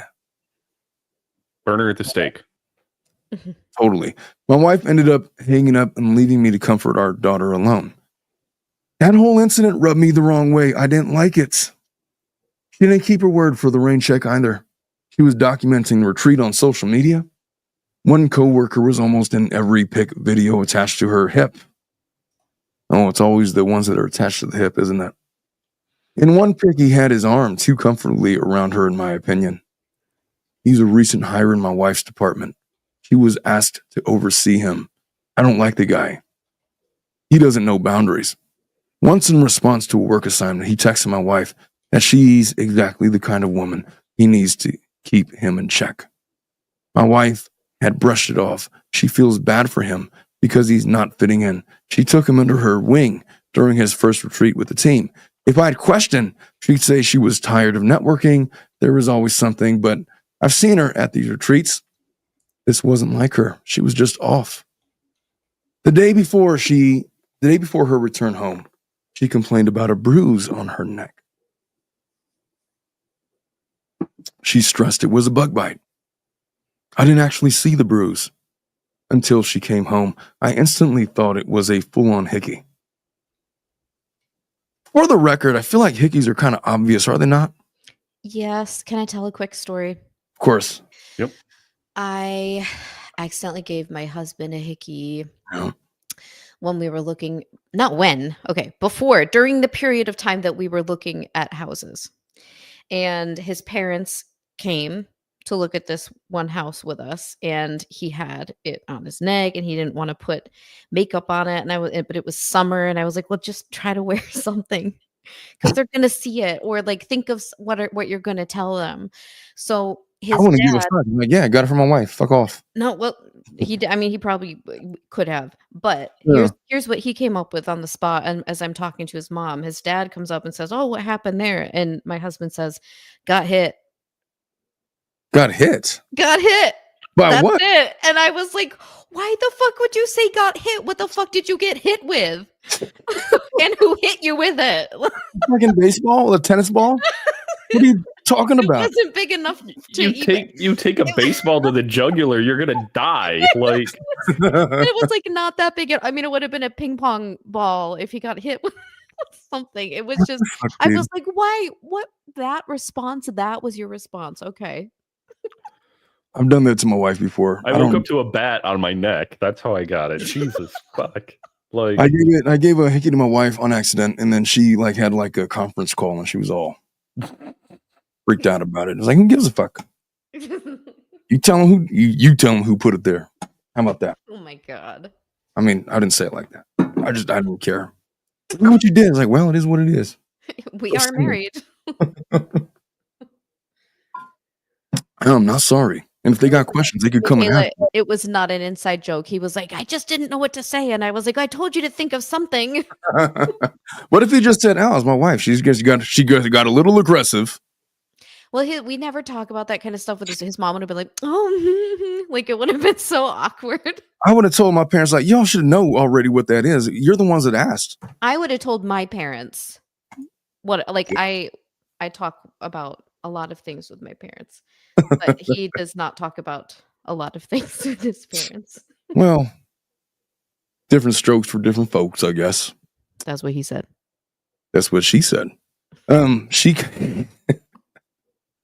You know what? I don't have to answer to you. All right. you can put Amy's Kegel comment down on the screen, by the way. I'm so sorry, Amy. Are you still doing it right now, Amy? Hopefully, you're not still doing that. I'd imagine you get No, pretty. hopefully she is. That's great. 10 Yeah. minutes. There's intensity and then there's length training. So she's obviously going for the length training. Oh boy. God. Have What you the guys fuck? seen that woman who like she puts like some object inside her vagina and then she weightlifts with it? That's No. disgusting. That doesn't You- seem. Well, check I it wouldn't out. want to see that, but does it? Google it, What is guys. the effect? So you Attention, would I like- guess. I mean, I don't know, but she has like the world's strongest vagina. That's not exactly. I don't know, ceremony. dude. But she's been on TV shows and she doesn't show it going in or anything, but obviously they just show it with like a chain hanging down from the middle of her body between her legs, and then she like lifts like a, I don't know, 100-pound thing. I'm just going to speak. I'm going to make a statement, and I'm speaking on behalf of all men. It is not a selling point that if I know that if I stick my wiener in your vagina, you have the ability to kegel that bitch right off. I'm not attracted to that shit, nor would I want that to happen. Maybe she's a lesbian. She may So- be. I don't know. Omar, when someone says that woman can suck the chrome off of a trailer hitch, does that sound like an endearing quality to you? That doesn't sound pleasurable. I don't think I would like that very much. Just chop your fingers off. You can leave the chrome on my penis if you don't mind. Have you guys heard of Busty Heart? No. No. It's a woman who was born with ginormous boobs, and she was on the Man Show one time. That's a That's Adam an Carolla. old callback. Jimmy I remember Kimmel. what it is. That I is know. a- Yeah. I was a child when that show came out, but I won't go into how I know. Okay, I don't know this person personally, but I also can't go into how I know of Busty Hart. You don't have to. You Wait, know her so from the she- show, obviously. Well, I knew of her before that, but like I said, I was a kid and I didn't see that show and I didn't see that episode until I was older. Anyway, so Moving on. she smashes cans and Oh, objects I've seen that. Yeah. with her boobs. Her name is Busty Hart. Was that the punchline? I was This waiting woman Yeah. takes empty cans and can crush them with her Or like- boob, and like a it's watermelon. I remember her on the Man Show. I Yeah. do remember her on that What's show. her name? It was not That- attractive. Google it, guys. I don't want to be beat up by your breasts. I just don't. What if the same person had the strongest vagina in the world and then like the largest boobs in the world? no. I Not mean, worth it. I just don't want any danger when I'm going in there, you know? I don't want to be cagled off. Or your head smashed. Is it too much to ask that I don't have like my penis crushed because of your overly I strong expected to vagina? be there when we are done fornicating. You just like think you're finished and you pull your body away and it's just gone. It's like, what Remember the when fuck? Marv get from Home Alone gets screams after getting anything done to him? Yeah, that's about how I'm gonna be screaming. Oh, you totally. Oh, Lauren said Omar has a penis. Oh, Oh, I got a penis. Well, just assume I have a micro penis. How about And then Ash said, Lauren, we need you. LOL. Lauren, come on the stream. It's the same link as always for Flad. I never change my links for Flad. Just come in. Just talk shit for like 5 minutes, or you don't have to. It's cool. Anyway, Yes, if you ever say the word Kegel again, say it with an E. what the fuck, Lauren? It's Omar's penis. This looks just like your penis. damn. Well, Yeah, it's the same size. How do you know that my penis goes down like that? I have tiny hands, so it's the same size, you know? You don't look like you have tiny hands. I'd imagine that like you're kind of I like do, and I couldn't tell you I couldn't tell you right now how to like tell, but I do have really small hands, and it's always been a really unfortunate. show Here's how you know. us the 12 pen. months can. How That's how you tall are you? know. I'll tell them I'm about 5'7" almost. Here's a pen. Here's my hand. Put it right on that middle finger. all right. Like There we right go. Lauren here. is 5'7". I'm 5'11". I'm trying to I don't know if that helps. gain information for our swing race Perfect. in June. I don't know how that helps me. It just does. Lauren is gonna kick your ass, obviously. She might, but we're gonna arm wrestle afterwards, and so it'll be even. I don't want to touch his ass. We're not wrestling. I don't want to wrestle Lauren. I just Let's not I'm not pretend you would get that lucky, man.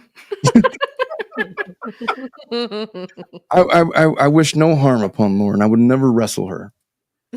Okay, well, if you wish no harm upon me, then we can probably wrestle. The only way we're wrestling is if I have like both hands behind my back, and then you know, never mind.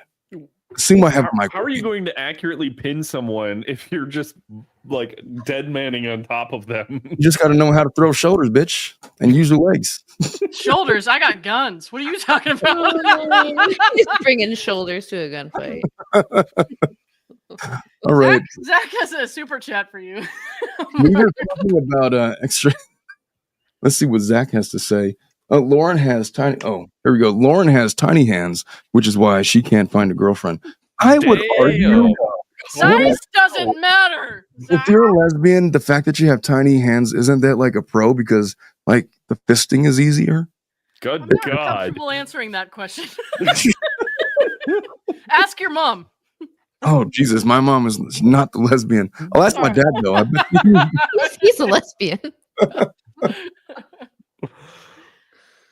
Oh, man. we're talking about tight vaginas when you came in.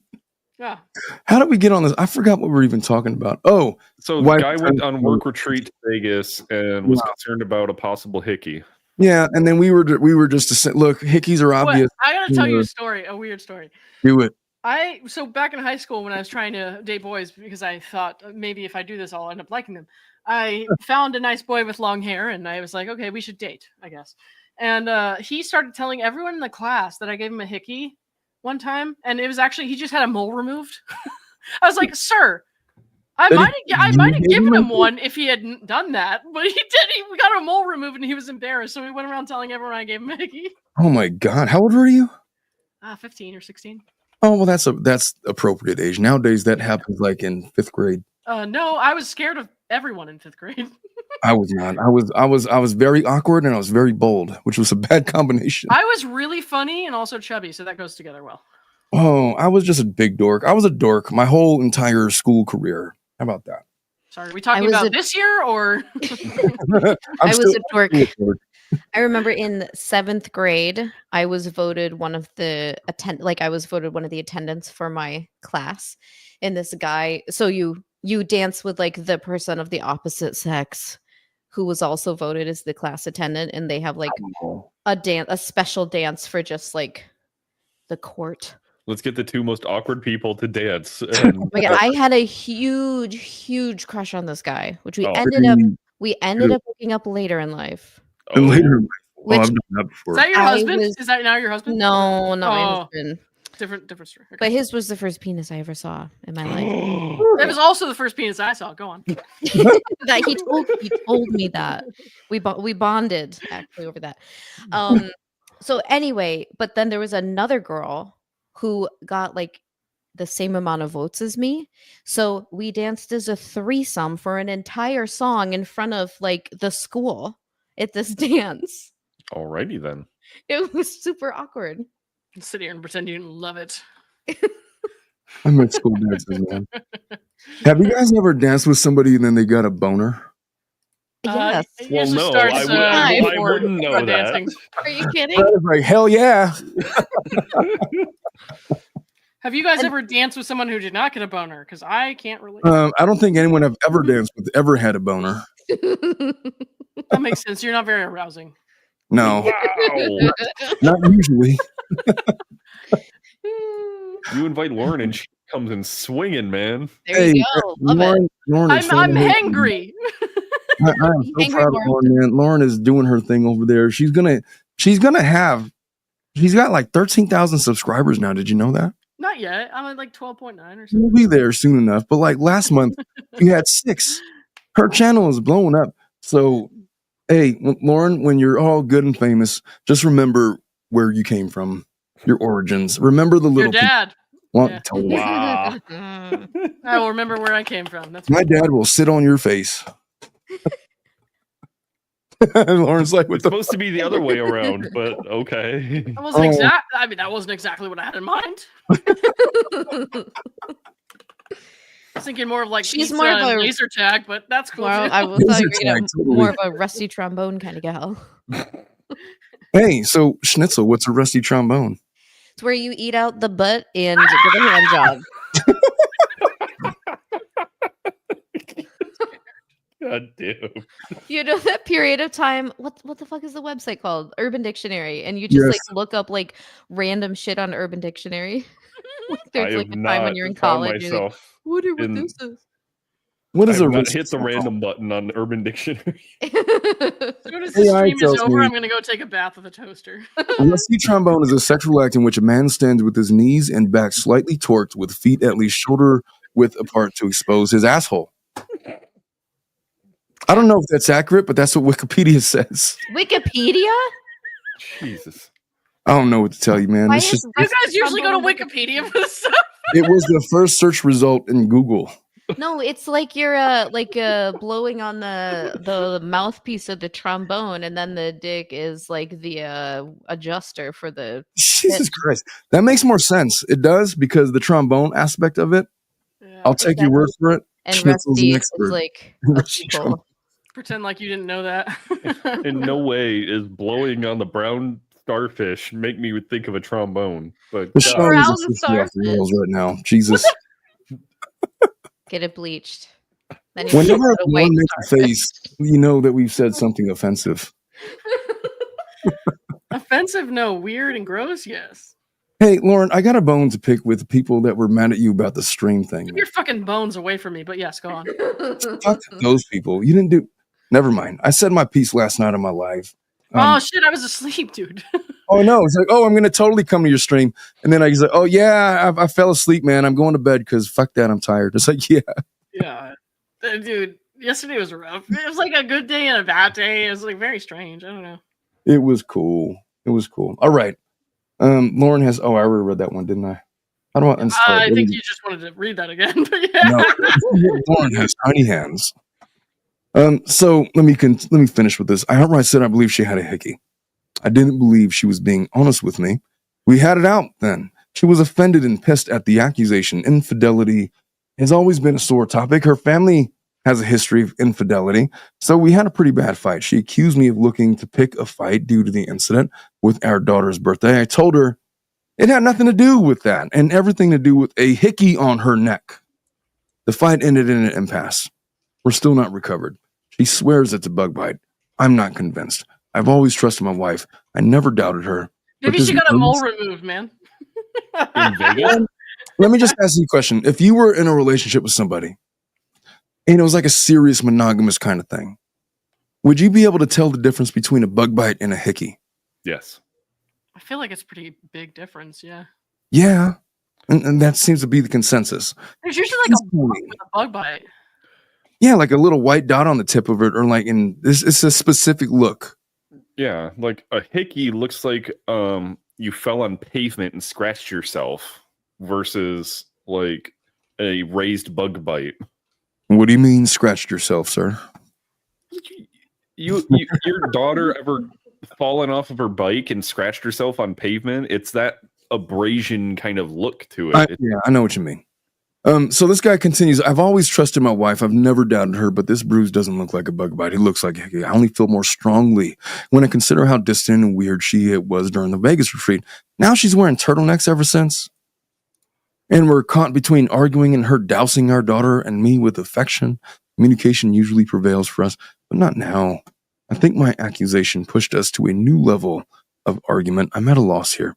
I really need outside perspectives. How do I move forward? I'm going to just go out on a limb, and I'm going to say that this young lady, all 28 years old of her, got a fucking hickey.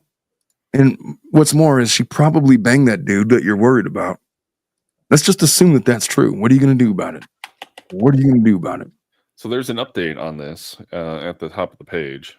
At the top or the bottom? At the top. Okay, the update is, let's just go. Oh, here's the update. I wanted to give an update and thank everyone who reached out. The outside perspectives, things are a roller coaster. I'm trying to process. I took a while for my wife and me to have any real conversation about the bruise on her neck.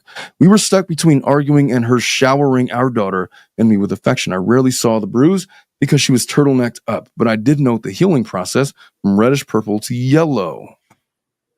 That is a bruise. Yeah. There wasn't any more discussion about the Vegas retreat. She made it clear she was done talking about it and she shouldn't need to defend herself to her husband. I told her she can do whatever she wanted, but I was done being treated like an idiot. And I wasn't sharing a bed with someone I couldn't trust. So I moved into the guest room. Communication stopped. The silences were palpable. Even our daughter noticed. I'm not proud of that. I try keeping her out of fights. My wife came to the guest room one night and asked if we could talk. I could tell she'd been crying. She said she hated the way things were between us. She felt she was losing me either way. I told her I needed complete honesty. She confessed she hooked up with that coworker on our daughter's birthday. The hickey was from him. She was lost in the heat of the moment and didn't realize he was sucking so hard on her neck. By her account, it doesn't take a whole lot, honestly. By her account, they made out while doing some on top of the clothes stuff, and then he went down on her. Do you think that that's all it was? No, not a chance. Okay. All right. Schnitzel, Warren, is that all it was? I think I don't want to know. By her account, they made out while doing... Oh, okay. It stopped there because he called her by a nickname that I affectionately called her. It snapped her back to the reality of her actions. Get the fuck out of here. I would not believe that in a million years. If she lied about it in the first place, I feel like I would have trouble trusting that, we can say like, oh no, more happened. But Yeah. like if you're in that situation, you're trying to like suss it out. I would have a really hard time trusting that then, okay, well, now you decided to tell me the truth and it was only this. And oh, I was reminded of you, baby, and I stopped. Yeah. Okay, but why would you lie about it in the first place? Very manipulative and is probably obviously a lie. It just doesn't, it's not believable. And even if it was believable, even if it's true, it's not believable in the context of everything else that happened. Mhm. She went to splash water on her face and saw the hickey. The guy made light of it and made a joke about the hickey being a souvenir. She blew up on him and kicked him out of her suite. That's totally what happened. Part of the reason she was avoiding me was out of guilt. She said she's coming clean because she doesn't want to hide things anymore. I asked her why she cheated. What was it about the guy she deemed worth risking everything? How about she's like 27? What about she's like, on a work trip in Vegas, and she probably had a crush on the dude. That's why he's in all the pictures with his arm around her, crossing all kinds of boundaries. And you know what? She did what she did. She didn't think she would get caught. He left a mark. She fucked up. She wasn't good enough to be able to hide it. Damn. She claimed it wasn't him specifically, nor is she unhappy with her marriage. She doesn't really know how to explain it, but a part of her feels broken. And I think the truth is that it wasn't an opportunity for her to have an adventure outside of her family that she didn't think she was going to get caught for. And when the evidence came back that she was going to get caught, she didn't anticipate that. And so she lied about it. She did it because she thought that she could get away with it. That's the simplest answer. It wasn't like this big, long, drawn out, oh, if you were only this or that, if you only treated me better, if you only were more attentive to my needs. It wasn't anything like that. She probably did it because she wanted to do it, and she didn't think that she was going to get caught. And if Razor. she didn't have any evidence of the hookup, she never would have told him. Never, ever, ever.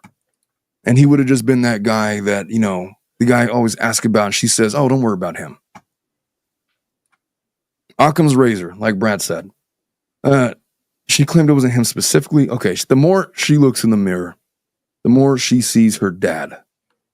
A cycle of being consumed with work, distant from child, and the infidelity he put her mom through. She said her family never talked about anything openly, and how, when she was growing up, my mother-in-law never addressed anything with her. I said her parents didn't make her cheat. She chose to party up with a guy who constantly disrespected our relationship. These were all her decisions, and she, at any point, could have chosen our family. She agreed. She wants to blame her parents, but realizes this is on her. She apologized for cheating and for entertaining the guy's advances. She said she'll do whatever it takes to repair. Go to HR, quit her job, counseling, anything she wants to make everything right. And that's probably true. Now, imagine that this lady had like 500 sexual partners, and she's already been with a guy like that before, and she's had her fill of penis, and she had no desire to risk anything because she didn't think she was going to get caught. Maybe if she was a more further evolved individual, she would have been better equipped for the task. What do you think of that? She needs a therapist. Maybe, or maybe she just needs to grow up. I think, well, because she says she has trauma, like she sees her dad in the mirror, so she experienced this with her parents. So I think she has childhood trauma in some sense, and doesn't have a healthy a healthy association with what a like real loving, committed relationship is. Mm-hmm. And I think that if she went to someone who could truly, like a good therapist who was like appropriate for her situation, I think they could help her work through that. And whether that means she stays with a guy, or whether it means she gets a divorce or separates, or whatever their situation is, that would be my suggestion to her. Lauren, you're just the best, man. You're just great. I love you, man. You're the best. I love you too. You're gonna hate me after this, though. Oh shit! I'm working on an art project. Oh no! Oh man, for your picture. All right, Schnitzel, let me riddle me this, Batman. Let's just say that your husband came back from some kind of a trip, and he just admits that, you know what, I banged this lady, but I was scarred by the trauma of my parents. And that was their explanation, and they try to convince you that what they did was the result of past trauma that they need to work through. How would it make you feel, for one? And for two, would you buy it? Or three, would you think it was more an attempt to try to soften the blow of what he did? Do you mean with my husband personally, or if hypothetical husband? You got your husband on the list. A husband. Well, first of all, one, I would appreciate the honesty because I think it's less hurtful to be honest up front than to lie and then be found out. Hmm. Number 2, I'm assuming I would know some of his history with his family if I'm married to him. So I'm assuming that, yeah, that's true, right? If his parents are happily married and I don't know of any infidelity, then that would be sus, right? But if Yeah. I knew, like, okay, yeah, that is something I know happened, I would say, I need you to go see a fucking therapist and work this out because I'm not going to be with someone who does that to me again. And you obviously need to work on it. And if I don't see you working on it, then I'm not Then what are you doing? The Like, original priority. story, the guy mentioned her family has a history of infidelity, so it is something that was known to him prior to the update. Well, if we start excusing every infidelity with the fact that, well, there was infidelity in their ancestors, then what are we doing? I think that's different. It's that you didn't grow up in a household with your ancestors. They weren't setting the precedent for what a relationship looks like. Or True. you could hear a story like, oh, grandma cheated on grandpa when she was 23, like a hot sailor or whatever. You're like, okay, good at grandma.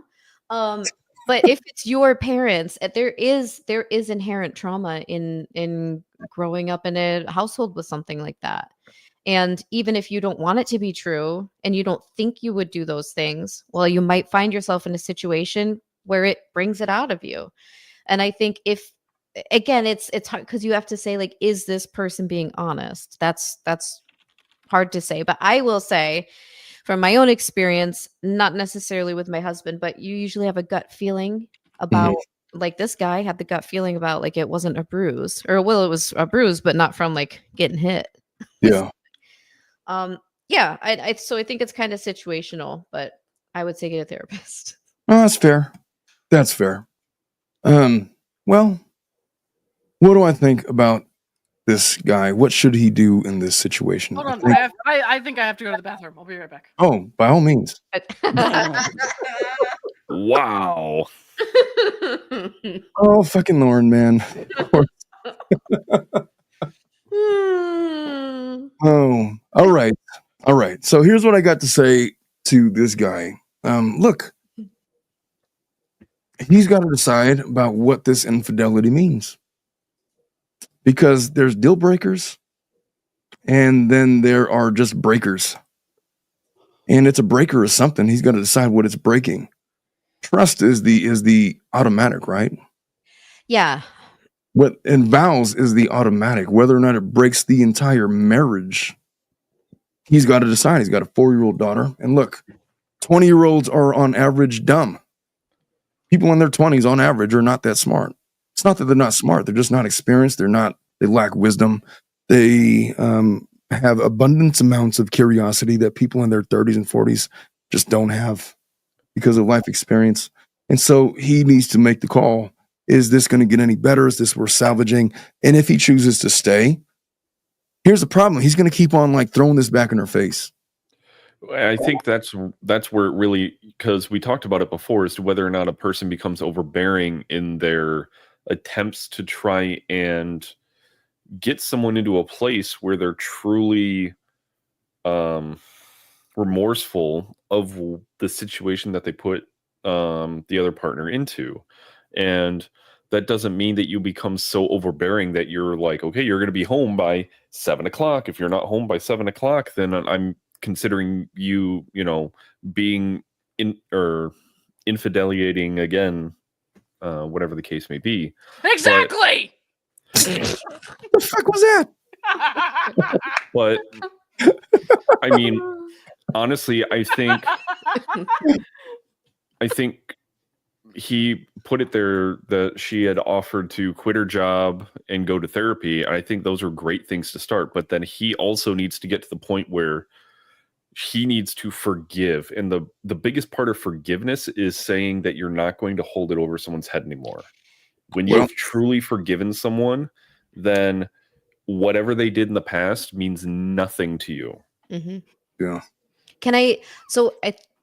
I have this friend who was, his wife was very Christian.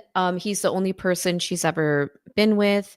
And she's not very sexual, but he is extremely sexual, and he had been with people before her, but they got married.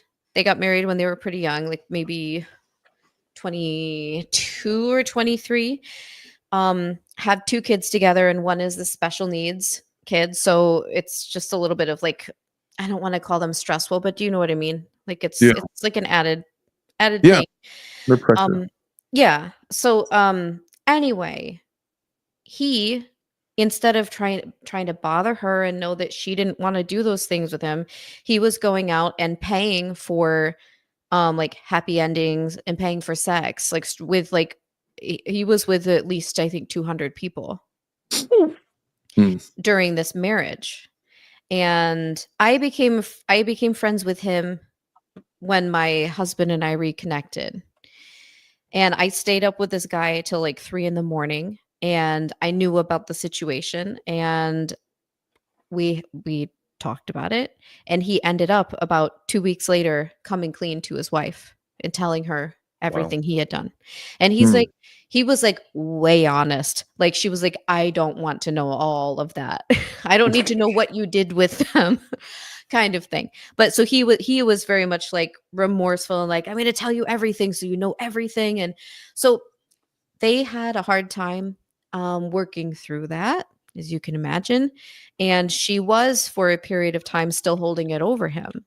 And that's what their therapist was telling them, like what Brad said. I mean, you do truly have to forgive and forget if you're going to choose to stay together and you're going to choose to try to work past it together. And today, they're in a happy, healthy marriage, and they were able to do that and move forward together. It can be done. It takes an incredible amount of maturity and growth on the part of both, honestly. Yes. Because look, I go cheat on my wife and say that, oh, it's cool. My dad was a womanizer, and so I'm just emulating what I saw growing up. And she'd be like, what? She would not appreciate that reasoning. Regardless of how true it was or not, she would have things to say. It wouldn't be an acceptable excuse. She would probably brand it as an excuse. And I feel like that's what this guy is confronting right now. I did this because I was confused by the infidelities that were in my parents' relationships when I was watching them when I was growing up. I don't know, man. That's a hell of a way to start off a conversation. One would say that, oh, maybe there's some genuine connection there. Another way to think about it is it's one hell of a way to take the focus off of your infidelity, to put it on past trauma, to make yourself out to the victim, as opposed to taking responsibility for what you did. Yep. I mean, I'm not advocating for these people to stay together and for him to forgive her. From my perspective, I'm the kind of person who wants to understand things and wants to understand why it happened, how it happened. I'm like, I guess I'm very analytical in that way. And then rather than acting out emotionally, which is what I did when I was younger. So I think with my life experiences, knowing if I can have as much information as I can have and think through it and think like, is this too much for me? Can I get through this? Is this good for me? And then making the decision then. So, but I think it's very individual because everyone has a different line that they, won't allow people to cross. So it's, look, it's a complicated, he's going to have to decide for himself what he wants for the rest of his life. It's hard. It is hard work trying to resurrect a relationship where infidelity has been sussed out and now you're trying to deal with the blowback.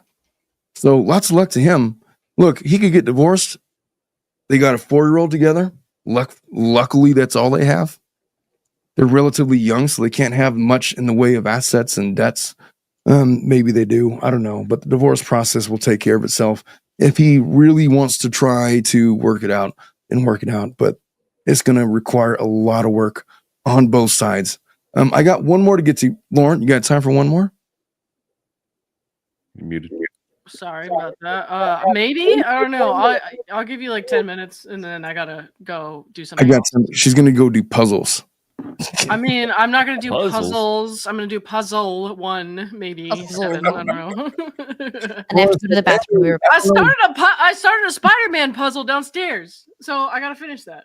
She said, I don't know if it could come on strain. I'm going to go to my parents' house and do puzzles. It's like, oh, totally. Cool. That's fine. Over there, I started a Pokemon puzzle, so I have 2 different things going on here.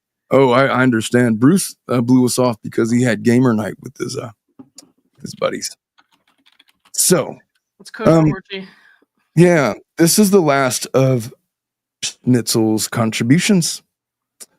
Let's see what the last one is. It is... I think my boyfriend's expectations of me are too much. Well, so she's 26, her boyfriend's 29, and I have been together for about 2.5 years. For most of the time we've been together, I've had an apartment, which he stayed at often, and he's had a house that he's in the process of renovating. My lease ended in January. He convinced me to move in with him. My only reluctance was that his house still needs major renovations. The whole time we've been together, he said he just needs another month or 2 to finish it, but then no progress happens. I get it, life and work are overwhelming. So I'm not judging him for this, but it's a little frustrating, especially since the house not being finished is often the obstacle that comes in the way of us doing other things, like going on vacation or furthering our relationship. Every time I've tried to work on the house with him or sit down and map out something, some semblance of a plan, he gives up really easily and can't seem to motivate himself to do any real work. We talk about it all the time, and it just feels like we're going in circles. Before you read the rest of what I'm about to write, I'd just like to say, I know it was not a smart idea to move in with him. He said he would have the house finished before my lease ended. He did not. He then said he wouldn't have the house finished within 2 months of moving in. I can't really say I'm surprised. I'm currently living in a very unfinished house. I love him. I'm willing to be patient and help him through this, but we recently got into a huge argument, pretty much the worst argument of our relationship so far. It's made me realize that my boyfriend may have put this weird and I think unreasonable expectation on me without realizing it. Basically, he blew up on me because I'm not helping him out with the house while he's at work. I work from home full time, but I work 2 jobs and consider myself quite active and busy. I also manage the household, so I take care of 90% of the cleaning and things like laundry, grocery shopping, cooking, etc. At the end of the day, I really just like to read a book, go for a walk, work on my French. I'm currently using Duolingo to try and learn. Lol. But apparently my evening leisure is pissing him off quite badly. And I'm not taking enough initiative to clean and organize things related to the renovations. I tried to reflect on the conversations we had around me moving in, and I'm scratching my head because it's not like I made any promises about the renovations. I said I would support him and be there for him and work alongside him in whatever way I can. And if anything, he said he would be responsible for the renovations.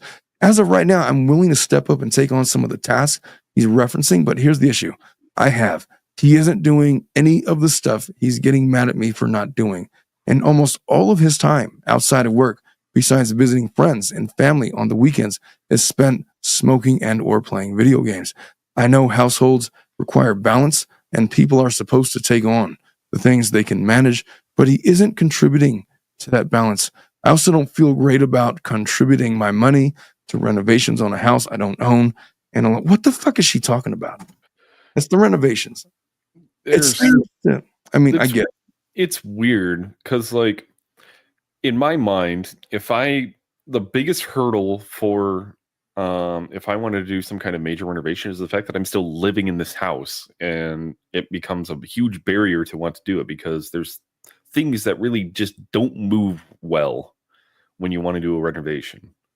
And if I had the opportunity where I could be like, hey, I'm going to go live at this apartment so that I could tear apart everything and not have to worry about, living within my working environment. God, that would make things so much easier.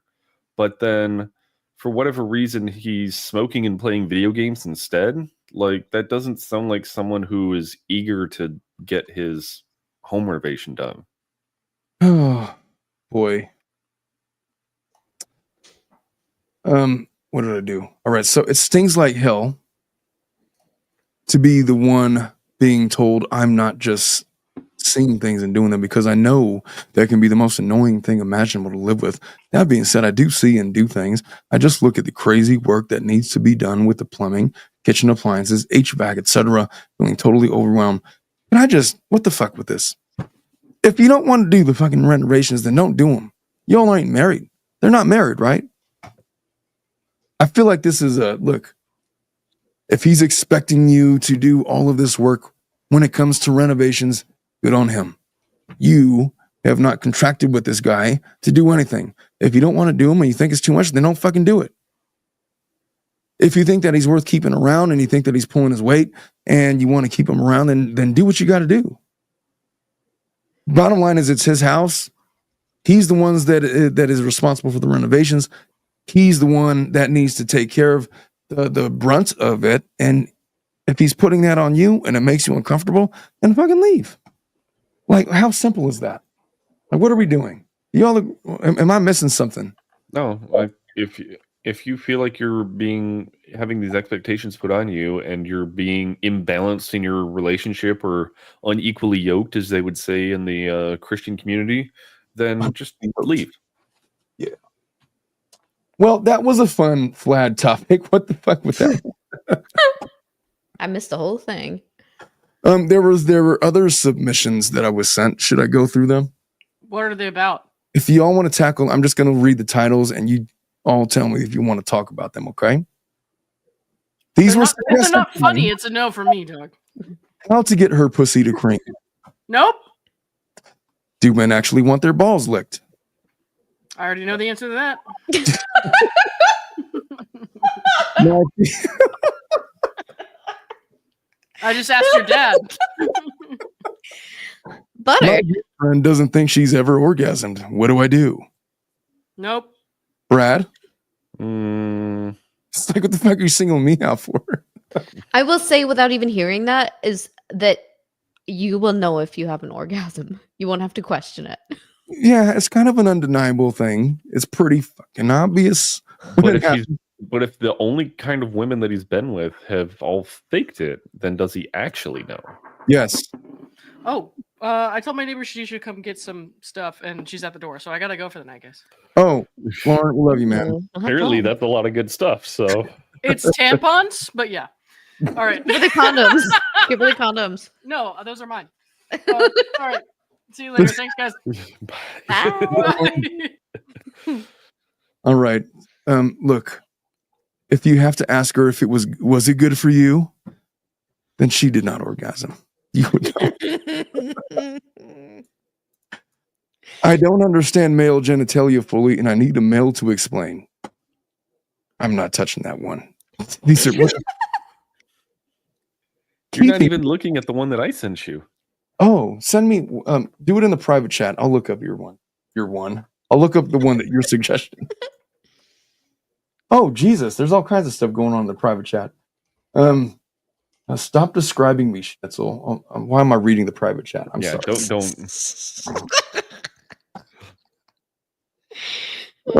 All right, this will be the last one. The last one was a dud. I can't end on that stupid one. What Schnitzel? What the fuck? I don't know. I thought the title was good. Yeah, but we're talking about renovations like anybody gives a shit. I didn't get a chance to read the whole thing. That is true. And to be fair, I did just say, hey, suggestions about show topics, and you just sent me like 4 different things. Yeah, and then you covered all of them. No. It was a gamble.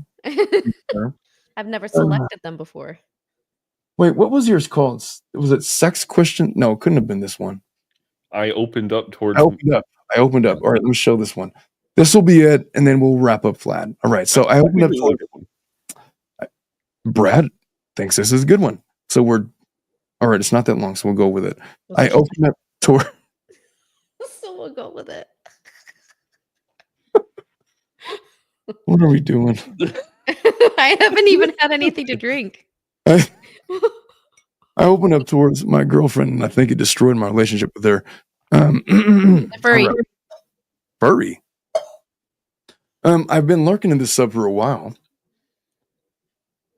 And I often read how other men's relationships got destroyed when they open up to their girlfriend. I have the feeling that this is the case for me as well. I really don't know how to deal with it. Is he a furry? Is that why he said that? Could be. Well, okay, we're speculating. Before my girlfriend, I was the type of guy who could sleep with multiple different women in a week and not feel a thing. Sure he was. When a guy talks like that, I'm just, never mind. Obviously, I promised them the world on the outside, but deep down, I didn't feel a thing for them. I had the emotional capacity of a rock. But with her, it changed. Sociopath. She is the very first person I care more about than myself. And the first person I thought I could actually show true emotions towards. All right, we're getting somewhere. A little while ago, the dog of my father's side, who I grew up with, died. And I was alone with my girlfriend, and I just broke. It was the first time in years, or even a decade, that I cried. Could relate. I could relate. I just couldn't hold it anymore. Somehow this also opened up other things inside of me that I didn't deal with emotionally ever. Like, for example, that AI basically grew up without a mom. That I basically grew up without a mom. The fact that I was very insecure at my body for a long time because of my weight, which made me go into the other direction later on, where I do sports nearly every other day to never be overweight again. This whole venting really felt good, but all my girlfriend answered afterwards was, "Are you done? Then you better go to sleep," which I found pretty odd, but didn't think too much about it. Now, ever since, her attitude towards me changed. Before, she regularly just vented about her work and day to me and asked me for advice. She would tell me stories from when she was younger. She would randomly do cute little things for me. She doesn't do that anymore. Like, none of it. At first, I really didn't know what I did, and maybe if I'm just overthinking it, but since I saw this subreddit and read the experiences of other men, it somehow clicked for me. Shit. I think I lost her respect. Need some help there, Grandpa. Ever since I opened up, what do? All right, so this guy opens up and he thinks that it somehow damages his relationship. What are your thoughts on this one, Brad? I think that it goes to this idea that men have to be this stoic presence. Stoicism. Stoic. Stoic. Seriously, this idea that men are not allowed to open up emotionally, because as soon as you do, you get judged for it, and then they return to that sociopathic lifestyle. Yeah. Well, let's not generalize here. I like it when a man opens up. Okay, but what if like he opened up and like he started crying, and then like it was so positive an experience because you were so welcoming that he did it again the following Friday night. That's fine. Then again a couple days after that. And then it just became a practice. Like 87 days out of the year, he was going to cry to you about all of the little things that were bothering him. What do you think I'm going to say? I think you're going to say totally fucking cool. I love that shit. I'm going to say get a therapist.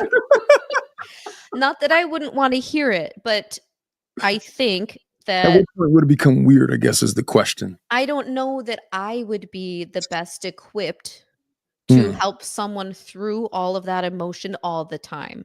So it's not that I wouldn't want to hear about it or want to be there for them, but I think someone else would have better tools than me to also help and also be there to support.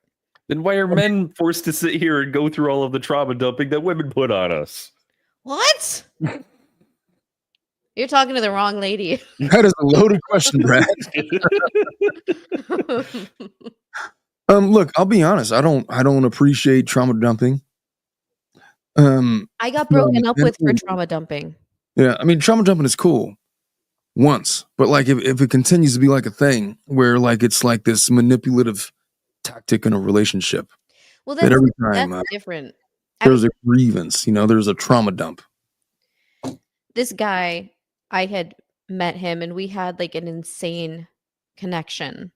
At first, it was one of those where you feel like you've known each other for years and it's only been like a couple weeks. Yeah. kind of things. And for me, coming out of my abusive relationship where I was always told, oh, you were lying to me, you didn't tell me this. So as in, like, it was like stuff that I can't even think right now. Like that I saw a guy friend at like some event I had to go to. Maybe someone that I had relations with before. Yeah. And there are like 100 people there and it's a quick, hey, and then my ex finds out that guy was there. Why didn't you tell me he was there? Did you talk to him? Like all of this kind of stuff where it's like, in my mind, I was like, there were just a lot of people there. And I guess, yeah, technically he was there, but no, I didn't really talk to him, that kind of stuff. So I had trauma from that relationship to where I was an oversharer. And I was like, well, I need to tell you everything because otherwise you're going to see me as not honest. And so I told this guy, like, basically everything I had been through in life. And he was like, this is too much for me. Oh, I remember this story. I do. Yeah. But that's different. Like if it's like a one-time thing, like you're just like kind of like learning about each other. And then he's like, fuck that. I'm all the way out. That's not the same as like you're allowed to trauma dump. You just can't do it over and over and over again for like manipulative purposes. Not for any, you can't do any, you shouldn't do anything to manipulate. Yeah. But if you're just like being open and honest with a partner, there shouldn't be penalty for that. Right. You know? 100%. And so, like to Brad's point, when most of the time, this is what men think. And I shared last week that I remember having this thought when I was like 14. I don't remember where I shared this thought. I don't know if it was on Flat or if it was on Lauren's stream or my own stream. But I remember having this thought when I was like 13, 14 years old. It was like, if I laugh at this joke or if I smile in this situation, are women going to think that I'm gay? It was a serious thought, a question that I had when I was like 13, 14 years old. Like if I show emotion, like if I shed a tear, if I laugh at this joke a little bit too hard, if I don't like do anything, like if I deviate from like this 90s style managed expectations.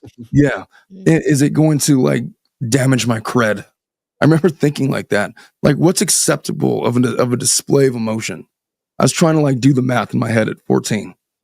And it followed me well into adulthood to the point where I was so stifled with sharing emotions with anybody that it affected all of my relationships. And I had to relearn how to communicate specifically with my daughters because they had to be able to know that, number one, I was empathetic enough to understand their emotions. And they had to also understand that their dad was an emotional person that could relate. And it made me softer and allowed me to communicate with them. That took therapy. I had to reverse toxic masculinity that I had been fed in those earlier years to be able to communicate on a level playing field with the women that were close to me in my life. If I hadn't been able to do that, who fucking knows, man? But I'm a girl dad. I had no choice. I had to learn. I had to be their dad. And so learn how to be in touch with your emotions or risk, some other bad, nefarious thing.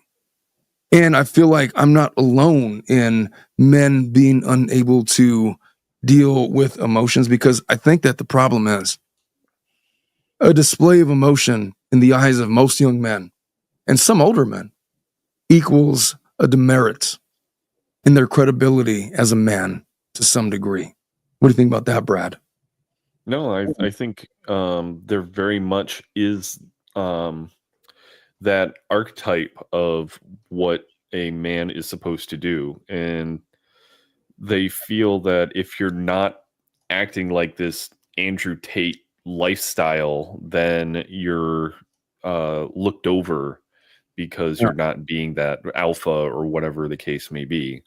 And that anything that shows any kind of emotion just instantly drops you down a tier, and then you become the beta person, and you're the neighborhood boy who every woman will be friends with, and be like, oh, I wish I could find a guy just like you, and then they go and hang out with Chad Brockington or whatever the case may be.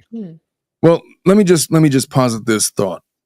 Because I don't know how many men watch this show. I know it's like mostly women, but whatever.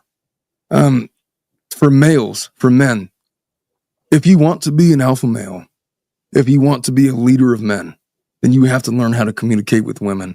And learning how to communicate with women requires that you be able to understand and communicate your emotions. And if you are unable to do that, then you're incomplete as a man and you're fundamentally not a leader. It's a requirement if you're trying to reach the apex of manhood that you understand and have the ability to convey emotions. And so it's not that it makes you any less of a man. It's that you are incomplete as a man if you're unable to communicate or deal with or understand or interpret or accept and interpret others' emotions. That's just the way it is. And that's what I got to say about that. What do you think about that, Schnitzel? I think, yeah, share your feelings. If I had a son, that's what I would tell him, but I don't. I got women.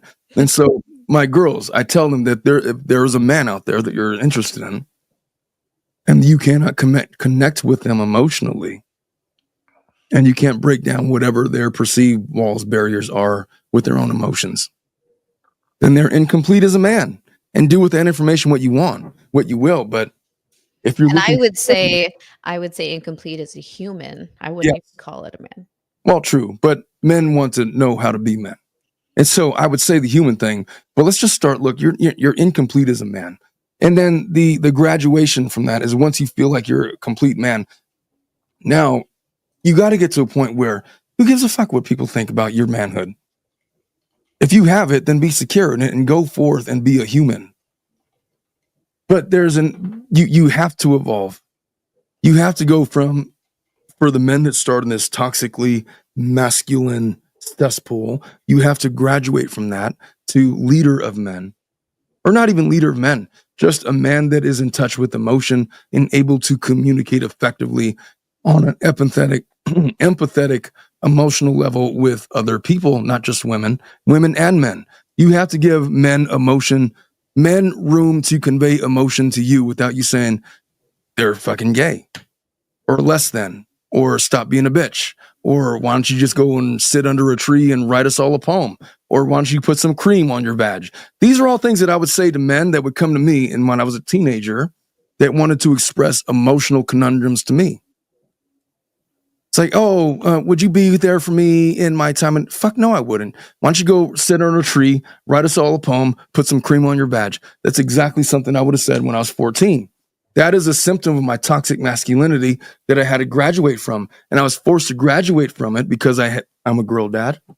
And, now that I've got here, I don't give a fuck what people think about how masculine I am. I would say that if I'm around a friend group, like my gaming friends, and they said something similar, then there's probably going to be some ribbing and be like, oh no, go to your knitting class or something like that. But then if I was to be approached in a private setting and he said, hey man, I'm having these issues, then yeah, we would talk about it. But I think there's some group dynamics to that, as well as the guys wanting to joke with one another. Yeah, it's a combination of like they're joking around and like other stuff. But men have to navigate with that. It's brutal for men when they're coming up. Any expression of emotion with other men is going to be shot down and made fun of. You got to learn how to do it.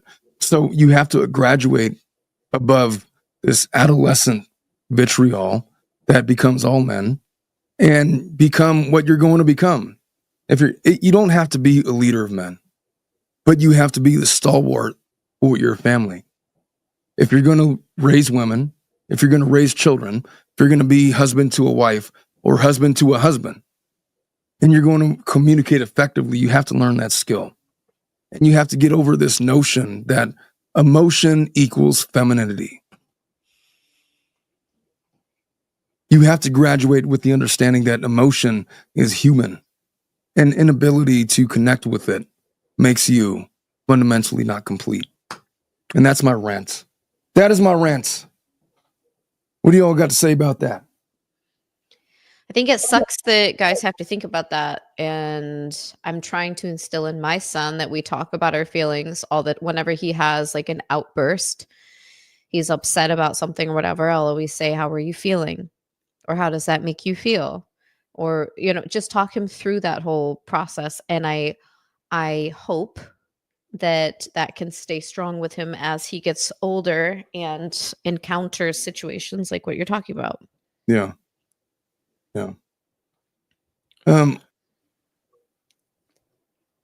Let me just give you an example. I saw this TikTok today. I'm going to play it for you guys, just the audio, because I don't want to get copyright striked. I don't even think that is how it works. Could you guys hear this? Content ID in YouTube, I don't think is the same, but no, I can't hear anything. Mm-mm. Oh, y'all can't hear it? Mm-mm. Well, then let me do this. I really want to play this for you guys. As long as there's no music in it, I think you should be fine sharing it. But All right. So did you hear what I just played? No. Fuck. Why not? All right, let me try it a different way. Man, it's really good. I want you all to hear it. All right. Let me try it wait a minute. Okay. I'm going to try it one more time. Tell me if you guys could hear this. no. You hear that? Nope. Mm-mm. All right, I'm just going to put it on my speaker and I'm going to play it out loud. How about that? Maybe that's going to help. Let me switch my speaker over here. This is what I mean. This is kind of how you grow up as a kid, as a man. This is what it's like. You guys hear that? Nope. Mm-mm. Get the fuck out of here. You can't hear that? All right. You might have echo cancellation on in StreamYard.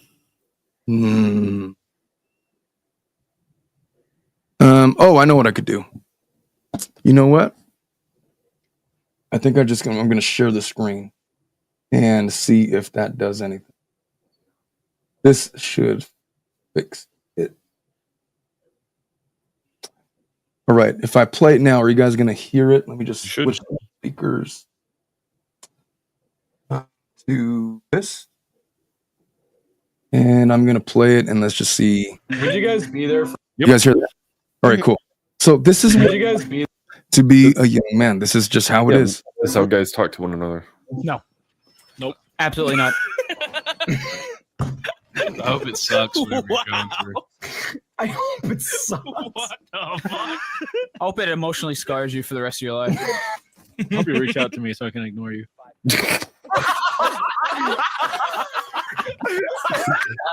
Can't wait to go to your funeral knowing that I could have changed that outcome. Wow.